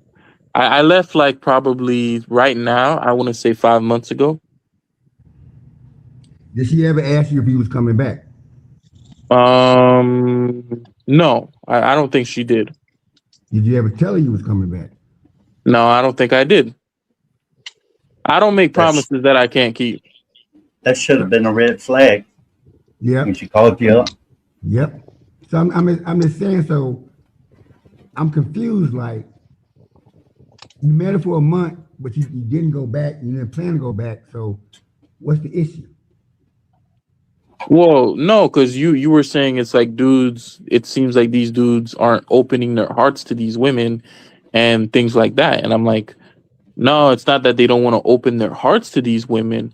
It's just that when they do, it ends up being some like you think like you're trusting your judgment, you're trusting your instincts, but when you go overseas, your instincts might be wrong. But KB, even by the way you told the story, you seem very detached from the woman anyway. Yep. You didn't care whether it was going to happen or not. I'm detached now. I agree. I'm detached now. Oh, now that you're telling the story, you're detached. But before you were involved, and she could feel that, right? Yeah, I guess you could say that. Which one? That you were or you were not attached? I think I was. I try not to be too attached. So did you give her a future projection like Majors is saying? Did you say, hey, I'll be back in a couple months or a year or so? Let's keep this going when I'm back in America. Well, we're constantly communicating and staying in touch. No, what I told them, I said, listen, there's a potential I might be back, but I cannot promise you that because, anything could essentially come up to where if something comes up and I need to go to work, I need to go to work. Even though you said that's being honest. Did you say I'm still going to call you if something happens where, let me put it this way. Did y'all remain in contact? I used to talk to a chick back in Kansas when I was in the Marine Corps in California. She wanted to be my girlfriend. I said, look, I don't believe in long distance relationships because I'm not going to sit here and worry about what the fuck you're doing while I'm somewhere else. I'd rather you just go ahead and let's stay friends. When I come into town, if we're cool, we cool. If I'm not, then you can go and do whatever the hell you want. I don't have to worry about anything you're doing, and vice versa. And we were cool like that for a long time. But if you don't set that standard, she's already saying, okay, well, you're cutting ties right now. Why should I have to hold on to you? Fair enough. Fair enough. You know what? I don't think you're incorrect because I kind of got maybe that's kind of what happened with Hannah the first time, and she just didn't want to say anything to me. That's a possibility. Because usually what I like to do anyways, or if I'm ever in a situation like that, I usually tell the woman, I'm like, listen, I know you're gonna have other guys. It doesn't bother me, and I would prefer you meet another guy or find another guy because I don't know when I'm gonna come back. And it's not a big deal to me. But if I tell them that, they look at me like I'm crazy. Why? That's honesty. Why would they do nothing but respect you for it? It's South America, man. It's like they don't want to seem like, you know. They want you to be. You be honest with them, man. I'm telling you, guys don't understand. If you just tell the woman the truth, she has a choice of either going along or leaving. They always seem surprised when I say that, though. Make I don't know why. Clear. Because most guys lie. So when you actually clarity, tell the truth, yep, we operate on clarity. They're shocked that you're willing to tell the truth and give them the choice instead of indirectly not giving them any choice at all. That's why they're shocked. Not the fact that you told them. They're shocked you're literally telling the truth. What a lot of men got to understand, the majority of LDR relationships overseas usually end up in failure. It's only a very few that are actually successful. And I also tell men, never give or loan money that you cannot afford to lose. Mm-hmm. That's a principle in America, let alone going overseas and doing it. Jesus. My philosophy now, I guess you could say, Adam, I've transformed. If someone asks me for any amount of money over there, if I don't already know you outside of that, I'm just going to tell you just going to have to die today. It is what it is. We all got to go sometime. And I just leave it at that. Say, for example, I did my research on Thailand. If they go to a public hospital, the medical is free. But if they go to a private, it is not free. So if a girl calls me up and tells me that she has this minor broken arm or something like that, that can be taken care of in a public hospital for free, I'm automatically going to know that she's just trying to scam me for money because I took the time to do my research. And that's why I tell a lot of guys, you got to do your research. Not only that, you got to work on yourself. Leave all your problems back home. Overseas creates an opportunity to create a better life than what you had back home, if you allow it.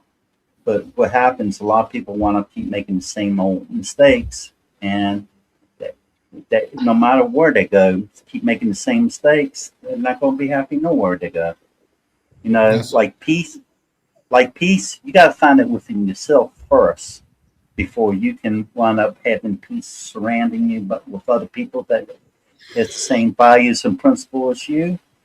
And love, you never rush love. That takes time to find. And it's something that grows over time. It's just something that it's just ain't like an emotional feeling. Like you see, oh, I love her because she's beautiful and stuff like that. You gotta get to know the heart, and that's the hardest thing. People is always in a rush, try to rush things that they should be taking their time. Well, I say this: don't lead with dollars, lead with common sense. You know what I mean? If she's a person that every time she's posting a picture, she's at the club and she's drinking and she's out in the nightlife and stuff like that, but all of a sudden she needs your help, take that into account, man. You know what I mean? Because the first thing in my mind be like, I just met you a month ago and you done managed to make it to 35. You done managed to make it to 35 without me, but all of a sudden you gonna die if you don't get this little whatever money that you asking for. That doesn't make sense. Well, guess what, baby? Listen, I heard somebody say this online, and I'm telling you, I didn't come up with it, but it just makes so much sense. have you thought about if you ain't got it, maybe God don't want you to have it. You know what I mean? Exactly. So that be my thing. And like, yeah, no, man. Like in the fact of the matter, just from my dealings with women, the woman that really like you, she gonna damn near refrain from asking you for something because she's trying to keep you. She don't want to run you off. Charlie, can I At ask you a least that's question? my experience here in America. Yes, sir. Okay. You go to DR a lot, right? Have you ever met Yes, a sir. woman? Have you ever met a woman in DR you kicked it with, right? First time, and then you go back and kick it with it again. Is it cool to give her money since you kicked it with her 2 times? No. Why is that? What are you No, giving I her gave money for? I'm just I gave her saying money because when I kicked it with her. when I'm not saying the 3 or 4 kicking. I'm talking about you. Regular girl.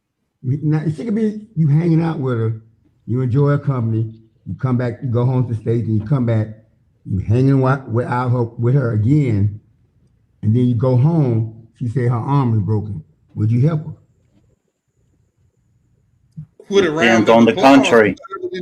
Sir. Huh? Just because of this.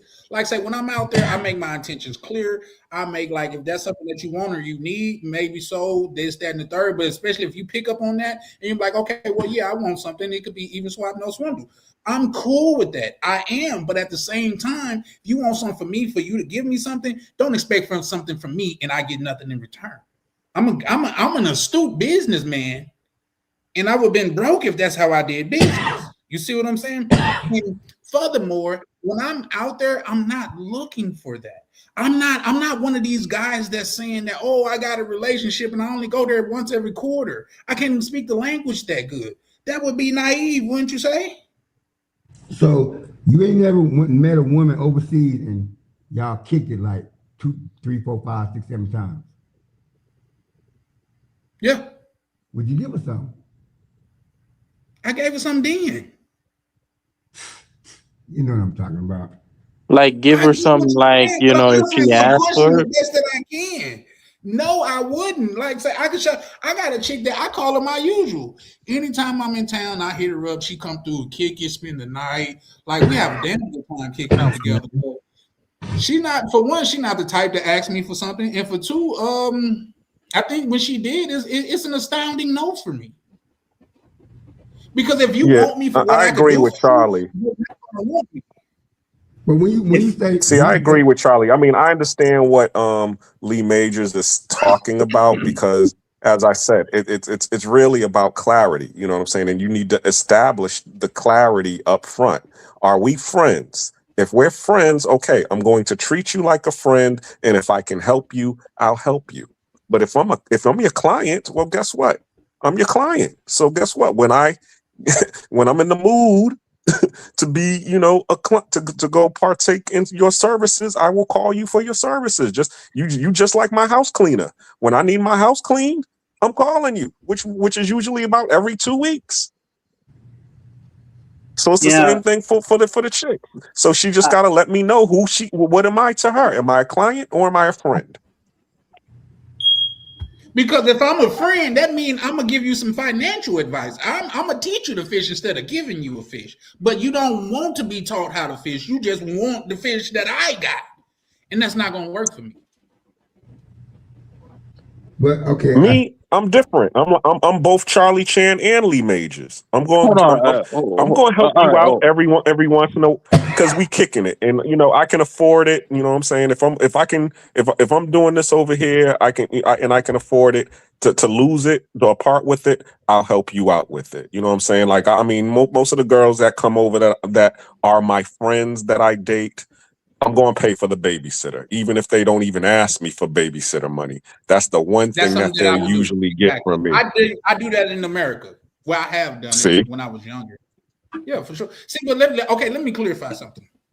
Like in America, I got females that's like say that's in my life and stuff like that. Like say, me and her kind of on the outs right now, but she watch my dogs when I leave the country. she could call me and ask for damn near anything. And if it's within my power, I'll make it happen for her. There was one day that her car broke down in the middle of winter. I told her, for one, you should have let me know when it broke down, because I could have sent you a tow truck. That's no big deal. I get a certain amount of them a year. It wouldn't have been no big deal for me to send you a tow truck. But when she was having the mechanic fix it on spot, I pulled up on her and just like say we went and got something to eat while the man was fixing her car. You know what I mean? To say that is to say, when I do something for you, it's not for what you can do for me if you in my inner circle. It's because you are already a part of my inner circle and you provide value in my life. In return, I'm going to provide value in yours. I'm not saying just pay you got a vagina. Charlie, that's not what I do. Charlie, let me say this, and I just answered Reef on the same thing. Lee, I think you're hinting around to sending money to somebody you think you're going to have a long-term relationship with is different. Because here's the thing, and I just said it to Reef. If you start saying, oh, I'm boyfriend, girlfriend, there's an air of responsibility in Latin and Asian cultures that you're assuming some level of responsibility for your significant other. Absolutely. Correct? So then at that point, then you're adding to her welfare, and that could be in a financial way or advice way, like Charlie was saying, it could be a whole bunch of different ways. So if you are courting, or in Philippines called legal, a woman, and you're contributing to the stability of her life while you're abroad, and then you're coming back to pick her up or get married or whatever, that's a different space. But if you are saying I'm a long distance relationship with somebody, you're not serious about wanting to get with her. If you say those things, then her expectation and her mindset would be, you're my man. If I say I need help, you should be able to trust me. Other than that, why did you say she was your lady? I like that. What's going on, y'all? Exactly, I agree. You need to make your intentions clear. And I'm the type, my word is my bond. I don't break my word unless I gave my word where somebody was giving me false pretenses. You know, they wasn't being truthful for me. Then I might break my bond. I'll be honest.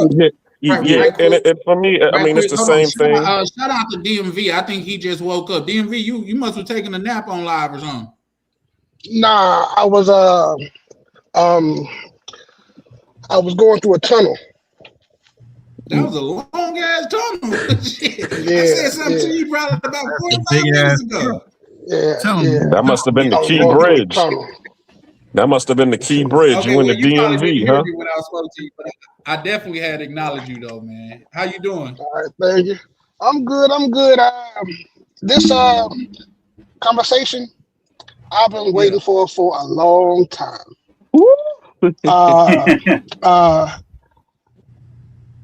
This topic has been talked about briefly, and nobody ever really went into detail with it. I say if you aren't living there, stick with pros, because basically what you're doing is turning regular girls in just straight into pros, because 90% of the time we aren't you got going it the back other way around, a pro into a regular girl. Huh?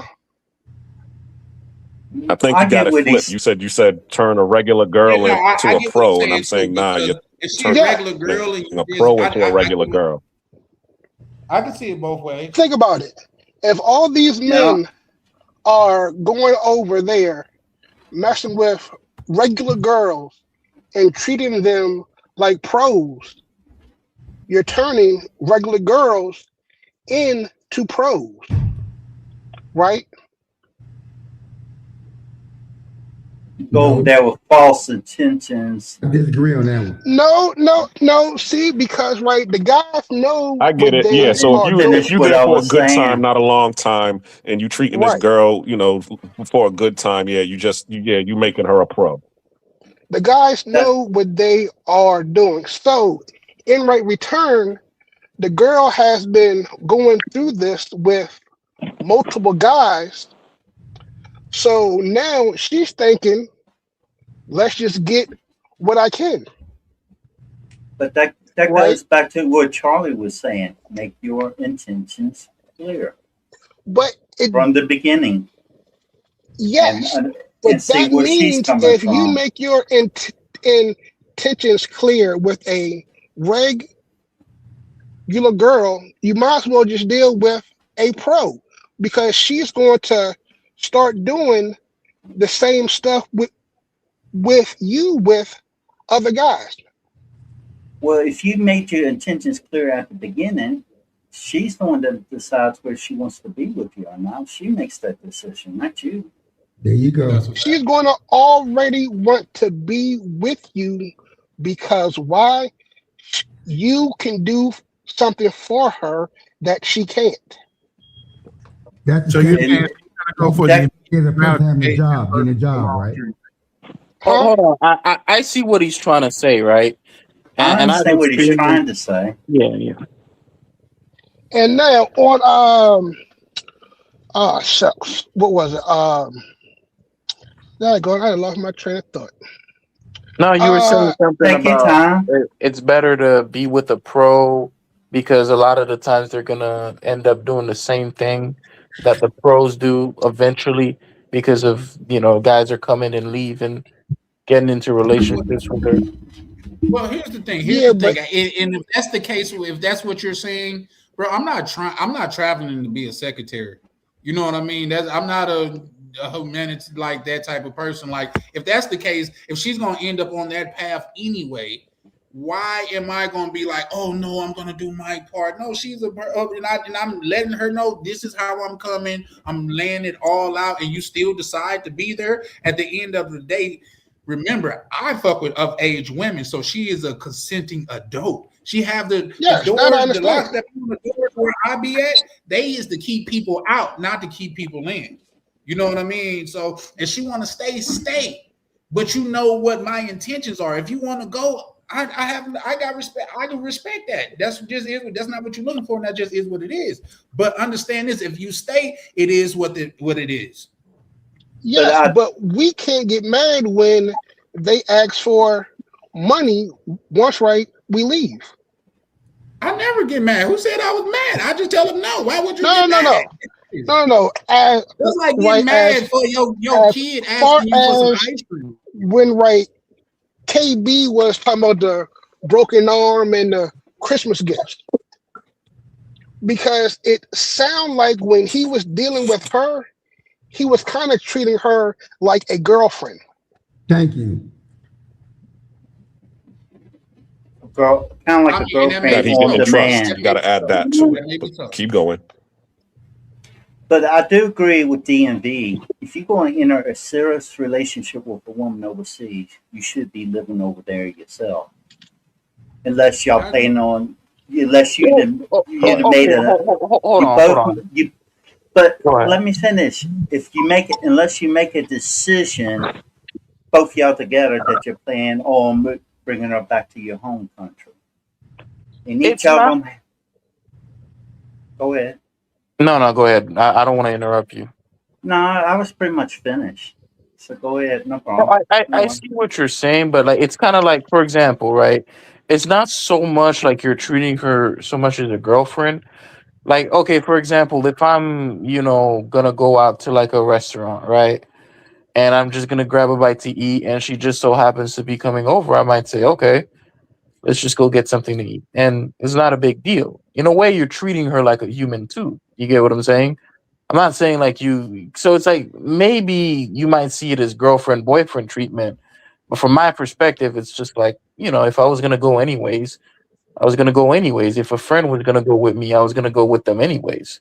Carl, You let know me what ask I'm you, Well, saying? here's the let me thing, ask you a quick KB. question. Let me chime in on that part. Believe it Go or ahead. not, that was the difference between me coming from down south to up north, because they would say it's the difference between tricking and accommodating. I eat well when I'm by myself. So if she's with me, she's gonna eat well. I That's drink my well question. when I'm by myself. So if she's with me, she is gonna drink well. Vice versa. I mean, that's just all the way around the board. That's if me and you going out. If I'm drinking, you welcome to drink as well. That's just the person that I am. I'm not finna drink a lesser drink, and you with me, and you somebody that I'm kicking it with. That just makes sense to me. But at the same time, I'm not finna go out of my way to please somebody to where it's a short-term relationship. Exactly. You know what I mean? Exactly. Shout out to Lee Majors. No, somebody just. I think that was Black Well, Cleaner. but what I would like, because it's a fundamental. Black Cleaner. Yeah, well, I that, wanted to, Go ahead. sorry. that was my What I- question. That was my question. Like, let's say you say you're going out to eat. I'm just gonna use the Morton Steakhouse, but then your friend want to come. You change it up to McDonald's. Is that because you want to feel like you're getting sipped on or taken advantage of? But see, you Are you asking me, Lee Majors? now I'm asking Carl B. Nah, you wouldn't be my friend if I'm gonna. Nah, I mean, I have a certain standard for my friends. If I consider you a friend, I would never do something like that to Now you. we don't take the friend out of. We're talking about the girl you're kicking it with, or a girl, not that particular girl you're kicking it with in Columbia. Girlfriend, friend with benefits. So if she sees you going to nice fancy restaurants and you're taking her, don't you think she'll feel some kind of way? I wouldn't say I'm taking her to nice fancy restaurants. These are local restaurants in the neighborhood. You're changing the narrative, but you know what I'm trying to say. I know what you're trying to say. I know they can't eat at restaurants like we can eat at restaurants. So you know what I'm saying, it might be upper scale for them. Okay, fair enough. Yeah, I know what you mean. From her perspective, it's like I can't afford this, but he's doing this for me and not expecting anything in return. Oh, this could be something more. Right? But you're not doing it for her, you're doing it for yourself because you want to go eat. Yeah, and she just so happens to be there, and I'm not gonna make her sit down and watch me eat. Right. The thing is, you have 6 guys currently on the panel. We're gonna have some of us gonna have similar views, some of us gonna have different opinions. What I tell people to do is do what makes you happy in life with no regrets. You can't blame others for what you allow in your life. So if you've done something and you regretted it, then you learn from this mistake and try not to make the same mistake and move on. That's all any of us can do. All right. You see, Adam, I got something for go ahead. what we said about the love or peace. For the older men that are on the panel, we have time, but we also don't have time. So it's kind of like I know what we're you're saying. still in our so-called prime to find something good, but that prime is slipping. So either we gotta find something good now, or else settle for something, or else die alone. Now, I don't agree with that premise for a couple of reasons, and I'll tell you why. The main reason is because it's almost seems like you're talking out of desperation. When you're speaking out of desperation in that matter, to a hammer, everything looked like a nail. You see what I'm saying? That's how guys end up in these wrong relationships, and they end up getting taken advantage of by a pretty face and in a nice body because they feel like they don't want to die alone. Bro, I was born alone and I was just fine. So I hadn't even experienced dying yet, but I feel like I would be just fine. I'm okay with however it comes. I think that'd be like a lot of people, like almost like they're scaring themselves into accepting something. That's what a lot of American men go wrong. Do you know the most sex deprived men in America are married men? Yeah. I'm not talking about. That is crazy. Shout out to you, Johnny. How you doing, brother? Man, that is crazy to me. But guess what? They're not gonna die alone. They're gonna die sad and mad, but they're not gonna be alone. That doesn't make sense to me, good brother. Like, Don't live your life, and if your life is contingent on somebody Yes, being there for you you to can be live happy, your I would life say and so. still find something. that reminds me of old church joke. The pastor was asking the married men how many times do they make love per week, and each one raised a hand up, went for months, and then they got to 1 year, and this one guy raised his hand up. He was so excited, waving his hand so dramatically. He was in there, and people going, "You only make love to your wife once a year? Why are you so happy?" Because today's the day. He's saying that he. Ugh. Wow. I forgot how the joke exactly went, but that's what the basis of it was. And Jesus. I just think like you work on bettering yourself. That's what I said at the beginning of the live, man. The best experience I've had with women, multiple women, is when I've been in my bag. By in my bag, I mean working on myself, and they just tend to pop up. When you They focusing on getting always money, pop up. with, I'm sorry, say that again, Ronnie.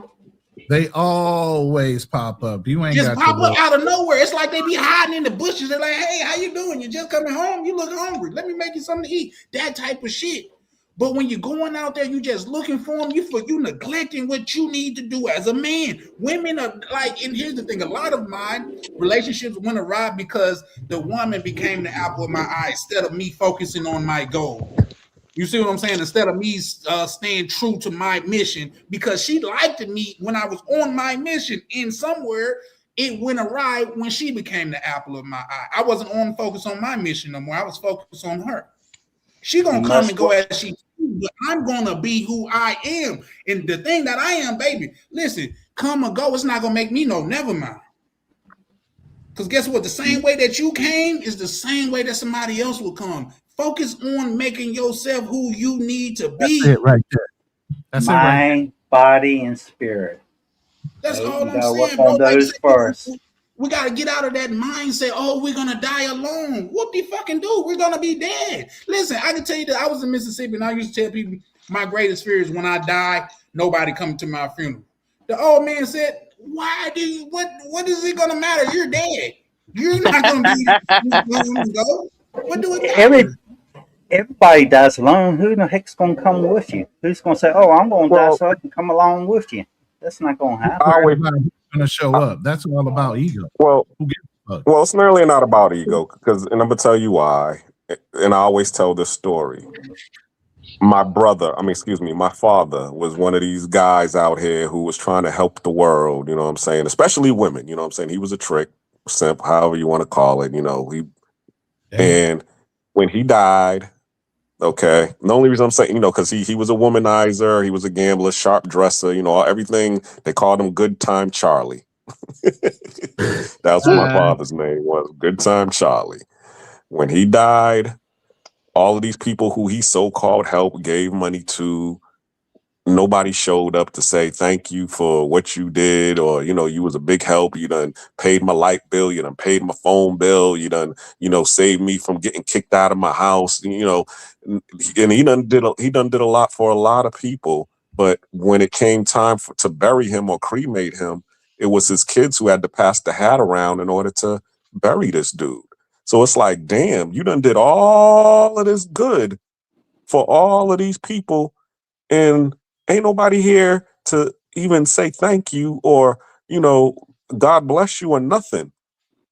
But when my mom's passed away and my aunt passed away, the damn, they couldn't get enough seats to actually, we had to what's it called?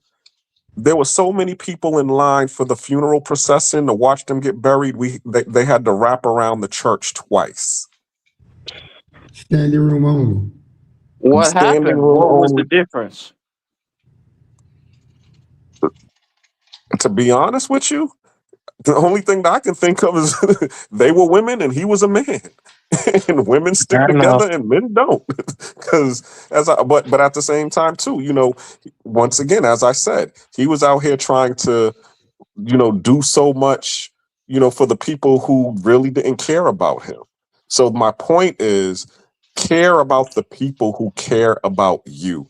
Don't be, and that's what, so I understand a lot of what you all are saying. And Charlie did say it best. Do not lead with your wallet, lead with common sense. Because that's basically what happened. He was over here leading with his wallet, trying to help people, thinking that him doing good for these people will benefit him in the end. And it didn't. If he would have had more discernment and common sense, it probably would have been a little bit different. I had to learn the hard truth when I had my stroke when I was 29. I mentioned it before. Before then, I used to bend over backwards trying to help people out as much as possible. When I had my stroke and I was in the ICU unit, the only few people that actually visit me there wanted to borrow money from me while I was in the hospital in ICU. The only person that was there for me was my mother, who was still alive. My father had passed away, and she was in there praying for me. And that's talking about my sisters, my family, my friends, and everything like that. So that taught me right there. I'm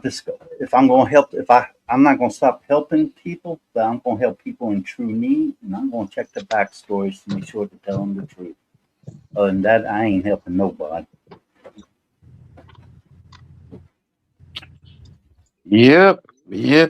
I've had like a similar experience, and part of my solution or a way to cope with that is to just not really help people at all anymore.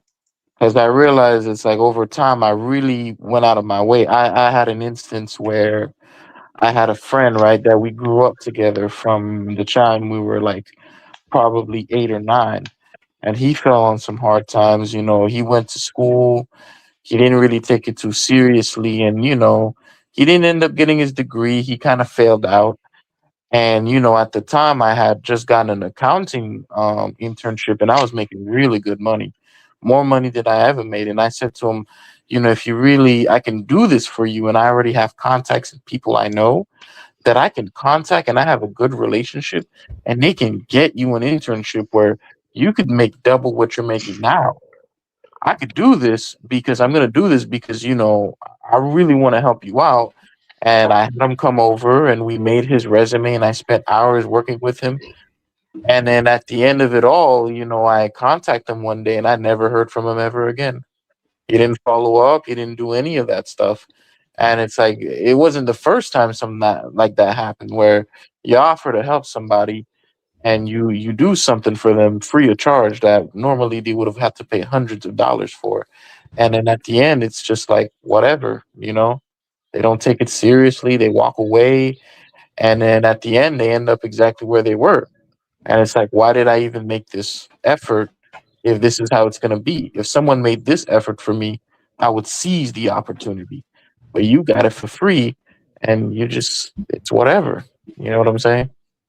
So for that, I just stopped helping people. I'm like, you know what? You better go out there and help yourself, because nobody was helping me.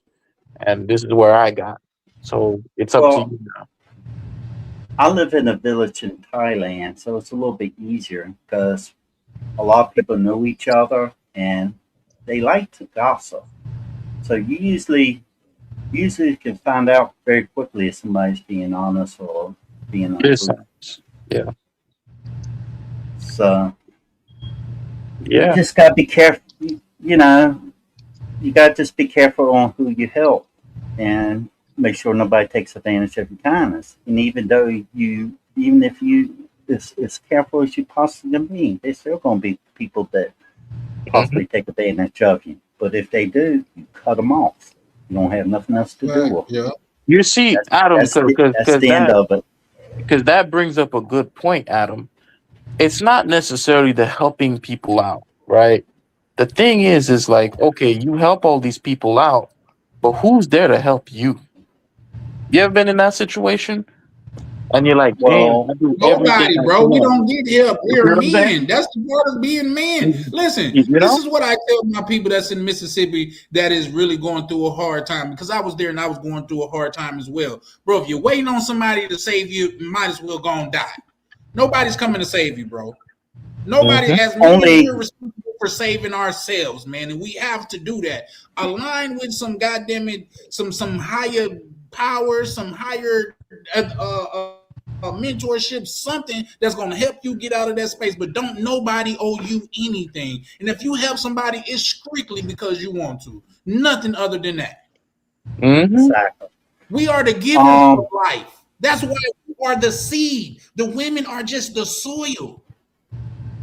only women Oh no, I'm not talking and about children. women here. I'm talking about just in Only general. I'm talking about in only period when women. it comes to manhood. Men that listen, there's only sympathy for children and women. There's no sympathy for men.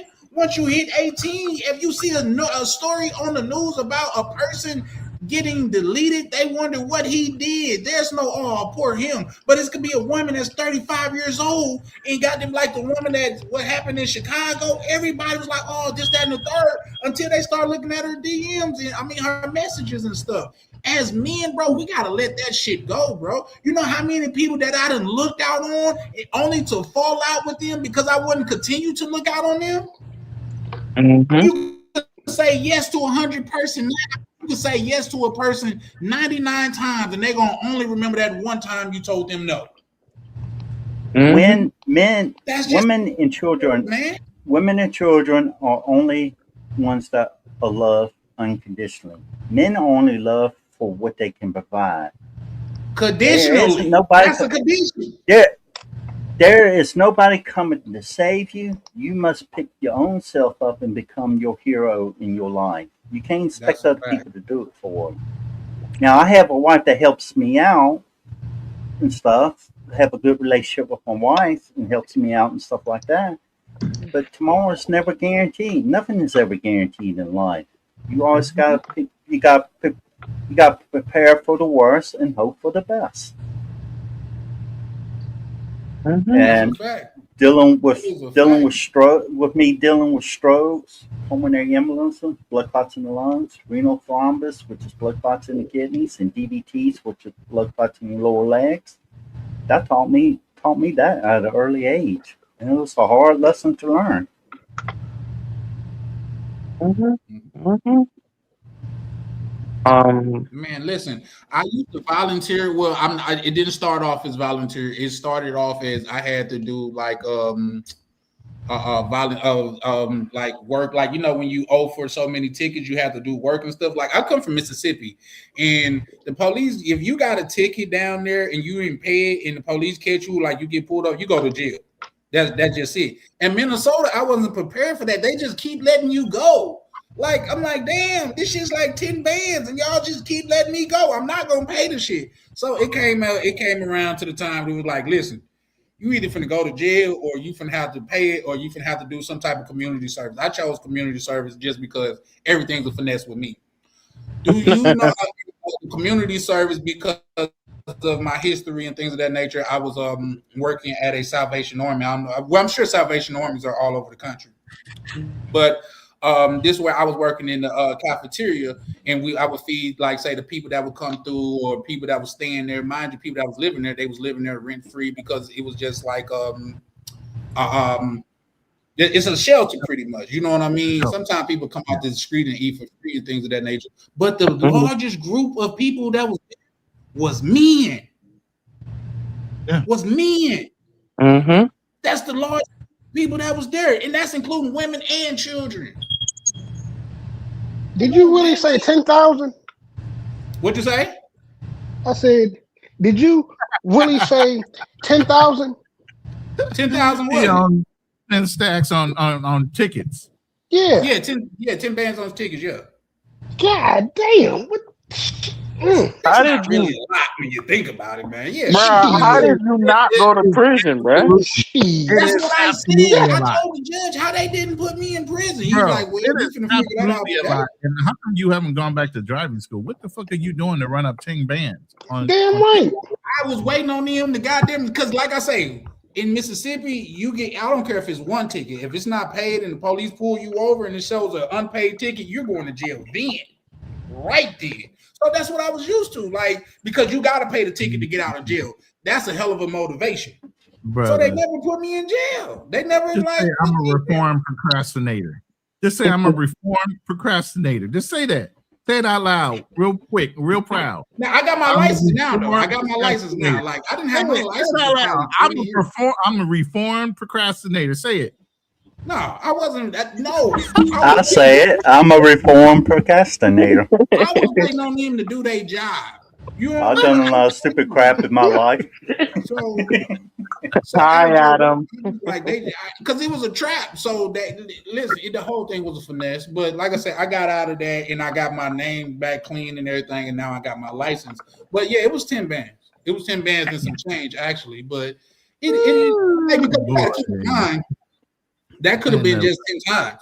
But you got to, and also. It could have been 10 times, but when I went to go see the dude to work something out, because they'll let you work something out, they took a lot of it off. So it was actually more than 10 because in Minnesota, if you get pulled over and you don't have insurance, that's $1,000 ticket off top. Dang. It should be. Yeah, it should be. Yeah, for sure. But at the same time, when it comes to like insurance companies and all that, I think there should be some type of cap on how much they can charge people. You know, where it's more balanced, make it more affordable for people to buy. Yeah, they can't.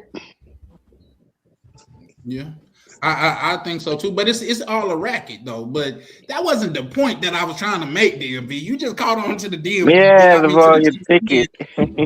You just ran with it. Yeah, it was 10 bands, bro. It was 10. That's a lot of money, bro. I'm sorry. But a lot of people find this funny when I all truck drivers and stuff, but it wasn't a lot of bread, bro. Like, but the point is that you saw a lot of men at the homeless shelter. So let's unpack there. That was the majority of people that was there, and it was black men at that. Now here's the thing.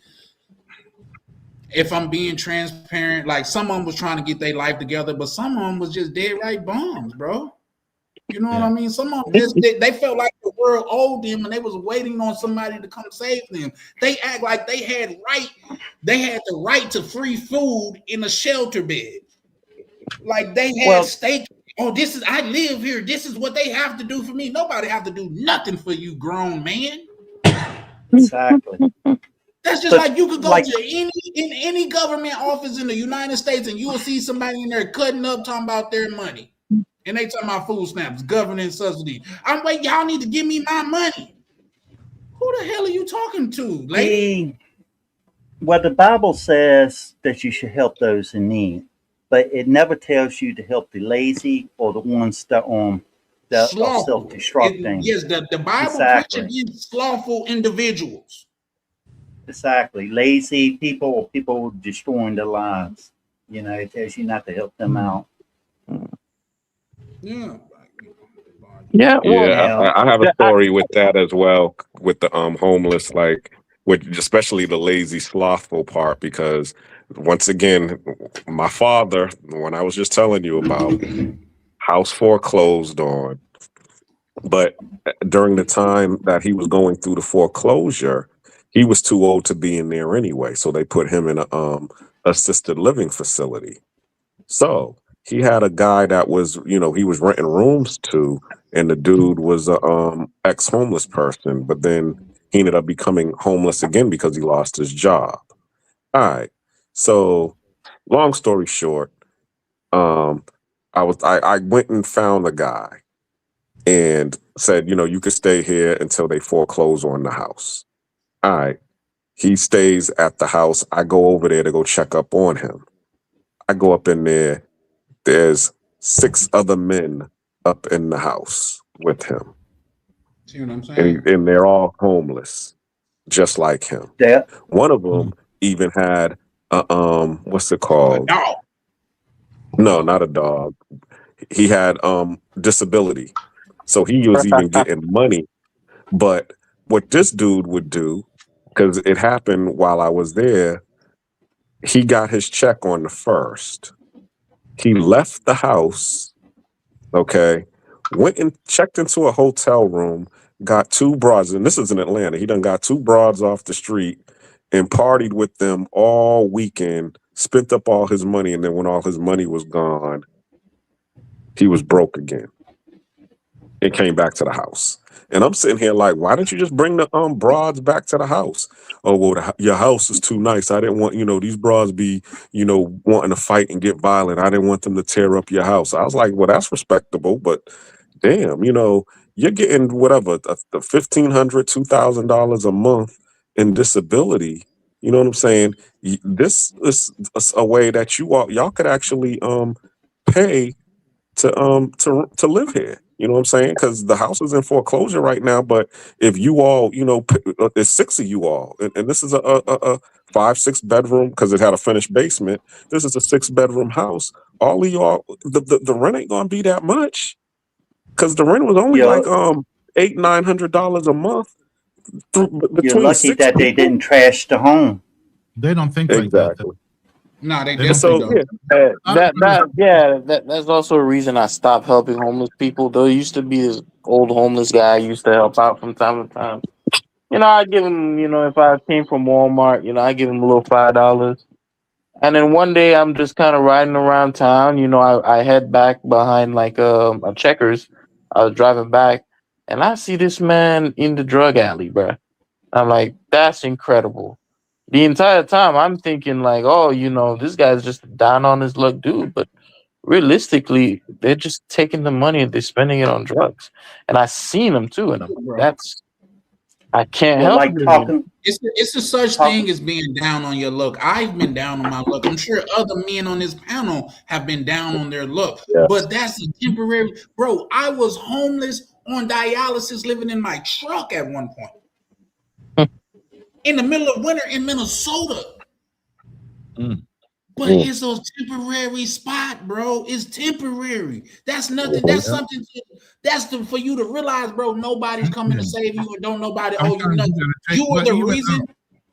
I'm sorry. Go ahead, Ronnie. Even though sometimes you got to take a step or 2 backwards in order to take giant leaps forward. Sometimes you got to set back and reset yourself before you can take some leaps forward. And unfortunately, men don't have a place that they can go to do that. And the system I agree, but I agree with a certain extent because I tell people this, Ronnie. Minnesota is the opposite of New York. You know how they say in New York, if you can make it in New York, you can make it anywhere. Well, if you can't make it in Minnesota, you can't make it nowhere. That's how easy it is to survive up here. You know what I mean? Like it just is what it is. But at the same time, for me, step number 1 was telling myself, bro, you got yourself here, and it's going to take you to get yourself out of here. Take some accountability. Yes, I get it. The world is fucking hard. Buy a fucking helmet. If it was easy, everybody would do it. Yep. But here's the thing. Now, KB, I would want to say something to you. Everybody that's homeless is not in the same, because some people are out there because they are slothful, but some people are out there due to mental illness, and that's something that we can't never shit on. You see what I'm saying? Some people are out there due to pandemic things, that is trauma that has happened in their lives. Every case is not the same, so we can't. Like say the worst thing in my opinion, to see a homeless veteran, because I feel like the states. Oh, you see that a lot. You see that a lot. I hate that to the core of me, because these people was willing to give their fucking life for this country, and this country won't take care of them, and that's some bullshit. I've helped a lot of veterans out getting into the system in order to get their percentages up. While I was going through a reset, I went to a veterans apartment complex where only supported veterans being there, and there were a majority males there. A lot of them didn't have their percentages. Most of them graduated from being in homeless shelters to even get to that apartment complex. They started off fucking streets, literally. Let me ask you, why exactly did they end up that way? Like, did they just not do the paperwork, or what happened? Some of them don't know how to do the paperwork. Some of them have mental illnesses and trauma from the experiences. Matter of fact, man, I ran into a brother, one of the first Army snipers decorated to high hell, and he had a major drug problem, and he had some mental illness things that were going on. But he was in that shelter. This guy is Probably highly resorted to decorated. drugs. Right. Probably And a resorted lot to of drugs them, that's not getting the proper treatment. a lot of them seek their trauma through bottles or drugs. In drugs. But also, It's Yeah, but and you also gotta too, remember the VA, wait. The VA just got reformed. Do y'all remember back in the early 80s and even 70s? They used to have all kind of movies how horrific the VA system was for veterans and how hard it was for them to fight to even get in there to be treated. That all got reformed like in the 90s, late 2000s, to where it was even something that they could deal with. You got a lot of those guys from Vietnam era and everything else. They're still on the fucking street if they're alive. yep. That's But also too, you have to add if you don't know how to work the system, ain't Yep. nobody gonna tell you. Nope. So It's a you might big ass. so you could have $100,000 waiting for you from the VA for your conditions. But if And they're you not don't gonna know help that, you get it. They're not gonna help you get it. you ain't get nobody's gonna help you get it. I'm 100% permanent and total with the Veterans Administration. And it took me almost 2.5 years to go through that process to get it. It ain't that fucking easy. Nope. Gee, 2 years. God 2 damn. years. Wait. This was after me doing service. I got out in 1994. So it was 2 years of me dedicating myself to get it, but it was 30 fucking years later that I got 100%. They don't give Same that shit. situation. Nope. even Not if at all. you're a veteran, even if you're a veteran, and when you were serving, there But here's wasn't the no mentality. wars or anything like that. There Let me tell you wasn't the- no wars or anything like that.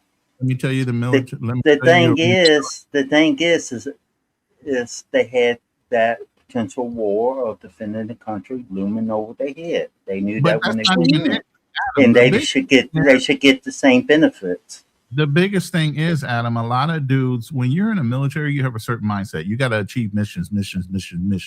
You train for missions, you achieve a mission. When you get out, you're still in that mindset. Okay, so your mission becomes your wife, your kids, your job. All these other things become missions, but you never dealt with that trauma. You never dealt with that toxicity of watching your buddy get blown up right next to you. You never dealt with any of that shit. And eventually it comes back and it fucking hits you. And it doesn't matter how good of a life you got at that point. You will let it all fucking go. I had a buddy of mine makes over $1.5 million as an insurance broker. He had way more clients than I did. The VP of Transamerica. He saw me go through my process. He goes, that'll never happen to me, blah, blah, blah. The minute his last kid graduated college, it hit him.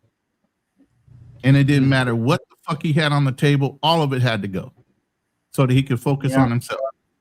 We reprioritize ourselves last.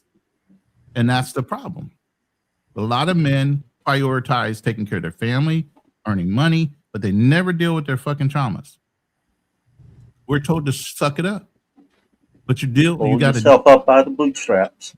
You got to deal with them because you can't progress in life until you deal with your traumas. Yep, But go ahead. agreed. Yeah. That's why I say you have to work on yourself.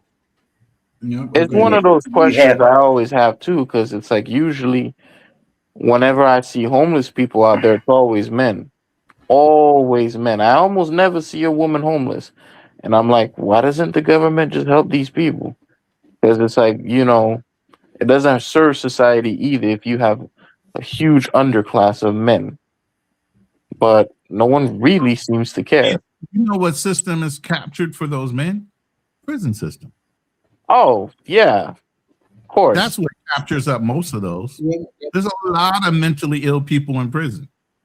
There were probably veterans and other things, but then it turned into petty crimes, to drugs, to alcoholism, and then that progressed into something else. I know a couple of buddies of mine that served in the Gulf War, man, they wound up robbing banks. Why? They got killed. I'm just telling you, there are all kind of traumas you got to deal with when you come to war and you get out of it. And by the way, they give you an exit interview. They don't say, okay, well, we'll take you through psychological trauma because you saw 5 of your comrades get blown up by a fucking artillery piece. Don't give a fuck. You're done. They don't teach you how to deal with that. So that's what I'm saying. A lot of people snap after a while, and that's what happened. Yeah. A lot of people envy others for what they accomplished, wishing they can do the same thing. But most of them don't realize what they had to do to get there. And it's like if you having problems and you can't handle them on your own, don't be afraid to ask for help. They don't make you less of a man because you need a little extra help to get ahead. Never feel ashamed for asking for help that you need. We're taught never to ask for help. And that's the problem.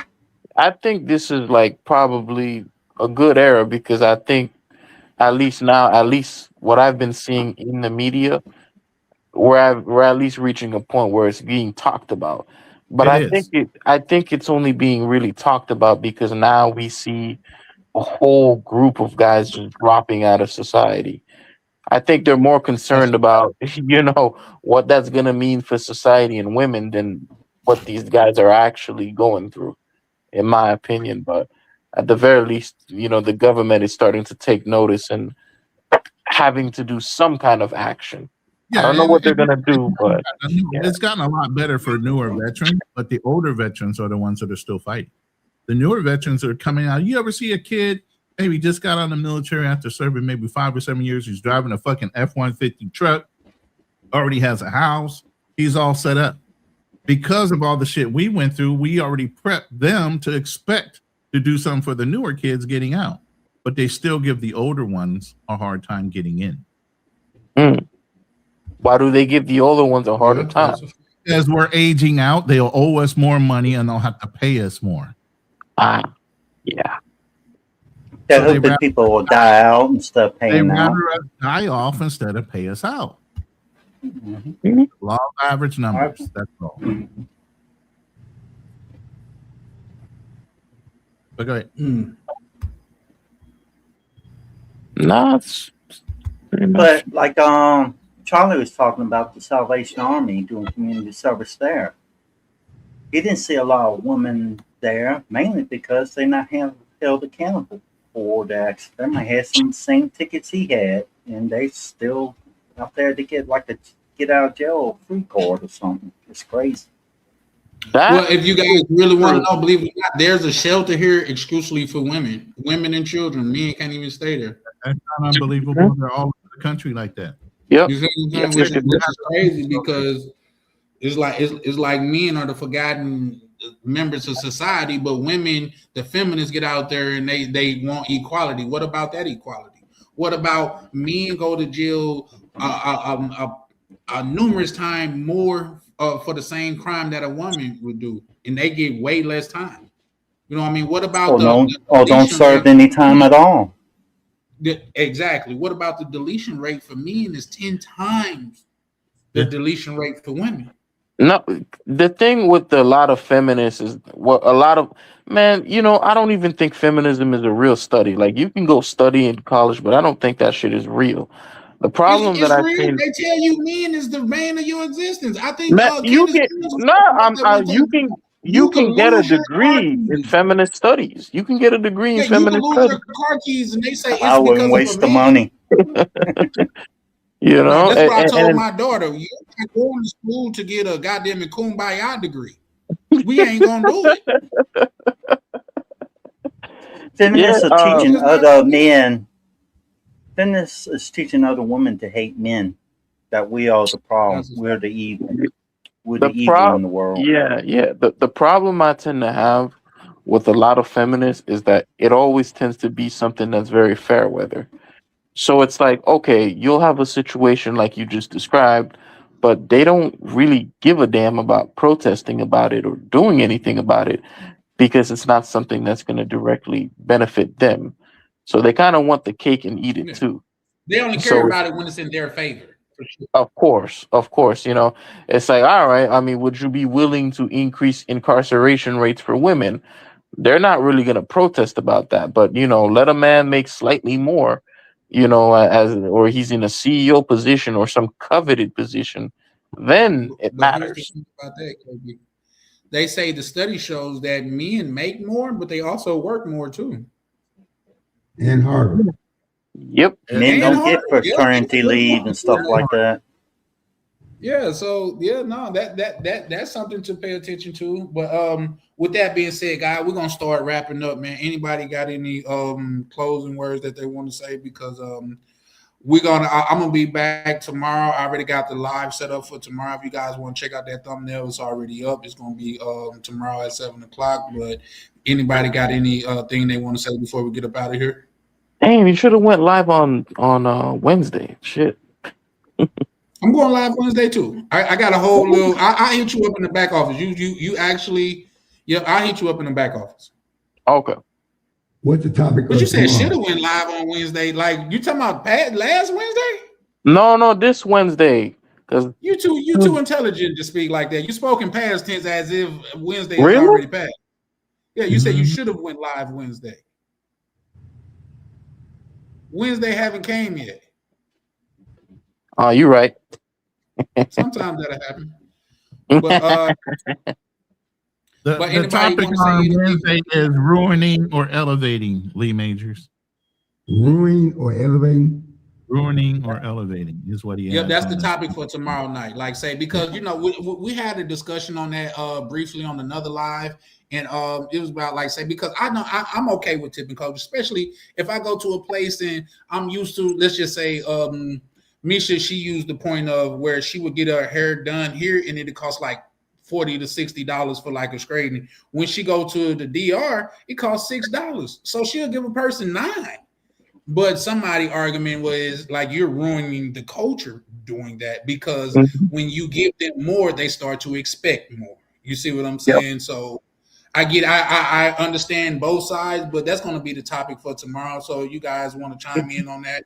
Let me see if I can. But believe it or not, if you want to see the origin of tipping culture in America, there's something, I don't know if you know what Georges are.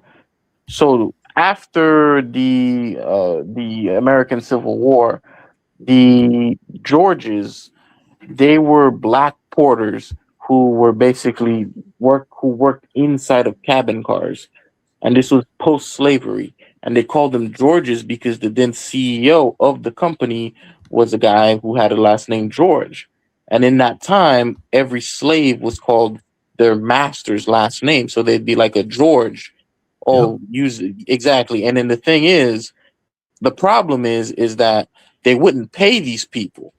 So they would work in and live inside of the train cars, and they only got maybe 3 to 4 hours of sleep. They worked very hard, and they basically made no wages.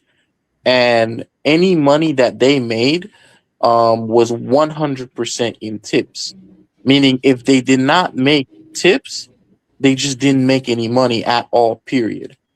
And that's really kind of like where a lot of tip culture comes from the United States, and that kind of spread that business model where they're not going to pay you a wage and then they're expecting customers to come in and subsidize that wage. That ain't right. Yeah, for You sure. know? Well, I went to in Kentucky KB, we don't and they want were. that's a subject for tomorrow night, KB. I know you fired up on it, bro. You Oh, know you yeah. bored. Pull up tomorrow night. You about to go into it, but that's what we got tomorrow night for, man. Guys, once again, I tell you, man, if you still watching, man, for one, appreciate you, man. Over here at Charlie Chan, man, TV, what we try to do is, man, have a safe and comfortable space where we can come over here and converse in a civil matter. It's okay that we disagree, but we have to do it civilly, man. Everybody that pulls up, man, like is always always carrying themselves with some decorum, and I sincerely appreciate that, man. Want you guys that's watching, man, help the channel grow by hitting subscribe, man. We trying to get monetized over here, man. I want to say appreciate KB always showing up and goddamn it showing love. Like we call him textbook because he was a young man and he go by the book. If he's the police officer, if he was the police, he carrying the book with him. Everything by the book with him. Shout out Adam. He new to the community where he knew to pulling up, man. But his perspective is always appreciated because he got a unique way of looking at things, and I always appreciate that. Shout out to my main man, Black Cleaner, always showing love no matter what time or when. Black Cleaner always showing love. Ronan, the treasure troll of knowledge, man. He goddamn it He a walking, talking encyclopedia, man. If you guys want to know something, man, holler at Ronan. I can't say holler at him because I can't speak for another man's time, but go over there and check him out, man. Like, it's gonna be rare that you leave over there without learning something that you didn't know. Man, shout out to him. Lee Major, he the quiet flexor. He say something like, I'm not no big traveler, but I've been to 26 countries in the last 3 years. So shout out to my good brother Lee Major, man. Always pulling up with the wisdom of the rest of the world and stuff like that, man. Anybody else got anything that they want to say before we get up out of here? Yeah, I'll just say one more thing. Yes, please. In life, you only given so many heartbeats. Don't waste them on poor choices, because when Father Time comes collecting, he accepts no excuses, and that's the truth. Agreed. People try to avoid. Definitely agreed. KB, Black Cleaner, Ronan, Lee Majors, you guys want to say anything before we get up out of here? No. Just want to say good night, fellas. Go ahead, Lee. Sorry. I just want to say good night, fellas, and the fellas on the what's that? South Asia. Good afternoon. Y'all have a great day. Yeah. We appreciate you pulling up, Lee Majors. Yeah, it's 2:31 here, so we still got a full day. Afternoon, that is. Anyway, I dropped in my chat. If you're in the vertical or horizontal, I dropped Charlie Chan's channel. Hit the follow button on Charlie Chan. Subscribe to his channel. He's always putting out good information. If you're one of those guys that work that midnight shift, because I get a lot of replays on my shows, so go ahead and follow Charlie Chan. You'll probably catch him live most of the time. And then I dropped in my new channel. Ronan's new channel is Wealth Talks, Legacy Walks. We break down systems. I don't sell you anything. I just break down how systems work and what things you need to focus on. All right. Yeah. So I've done a couple lives already, and I got some information in there that I'm going to be building up over the next 30 days to 60 days in there. But hit that link and go subscribe to my other channel. I appreciate it. That's a fact. And I wish you both luck on your channels. Hope y'all do really well. Absolutely. Anybody that done pulled up, man, the way that you guys conduct yourself, I want you to know anytime it's my panel and you see me, man, please feel free to pull up, man. If it's not a closed panel, because we're probably going to start doing those in the near future.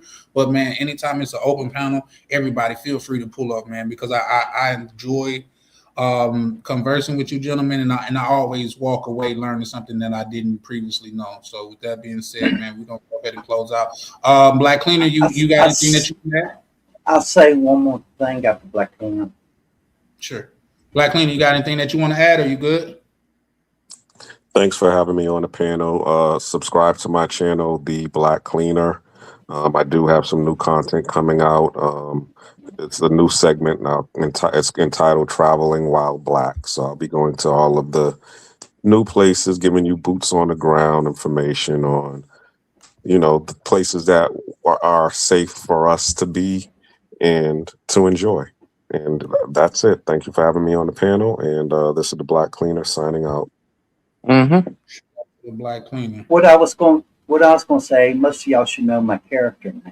So if I get on the panel and I act out of character, please point that out to me, because that's a symptom. That's a sign of maybe having a stroke. So I want to make sure that that's not what the problem is. Usually you can tell when I have a stroke because my left side will droop. But if I do, just let me know. I'm a pray and hope it never happens, but I'm going to give you a heads up. Now that you said that, brothers are going to be watching you extremely close. So if brothers be tapping in and checking on you, don't feel no type of way, because that's what they're going to start to send you. Oh, no, I don't take it. I don't take no offense to anything. Okay. They definitely going to be checking on you. Because if I notice a big behavioral change and other people notice it too, I'm going to get my wife and I'm going straight to the hospital. I don't play games. That's for sure, basically that's basically staying healthy is how I'm still here. But thanks for having me on the panel, and I say goodbye to everybody. Yep. Yes, no problem at all, man. So KB, you want to say anything before you get up out of here? Nah, I really enjoyed the conversation, the quality and everything, and that's pretty much all I wanted to say. And I'm always looking forward to it. Okay, well, don't don't forget to pull up tomorrow night. We're gonna go ahead and close out with the closing song. Hopefully, it'll play all the way through, but we'll see how that goes, man. Y'all have a great night, man. Good Remember to night. like and subscribe. All right. Take care. Yeah. For sure.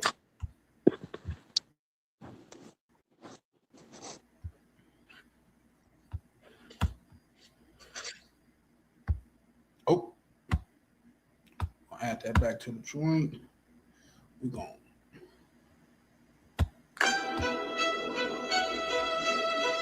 Yeah. Late nights.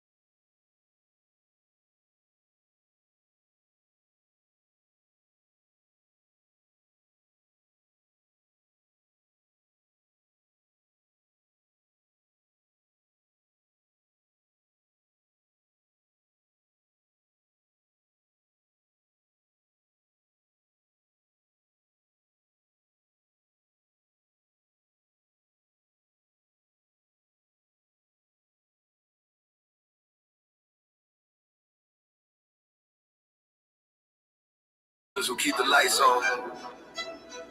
If you're here every night, we see you. Let's talk. Charlie Chan TV. What's good, y'all? It's your boy, DJ Drop B. I'm my Charlie Chan TV. We out here at Ryan's Party, man. It's his number right now, man. My lit, man. Appreciate it, guys, and that's the end for tonight. Don't forget to pull up tomorrow night.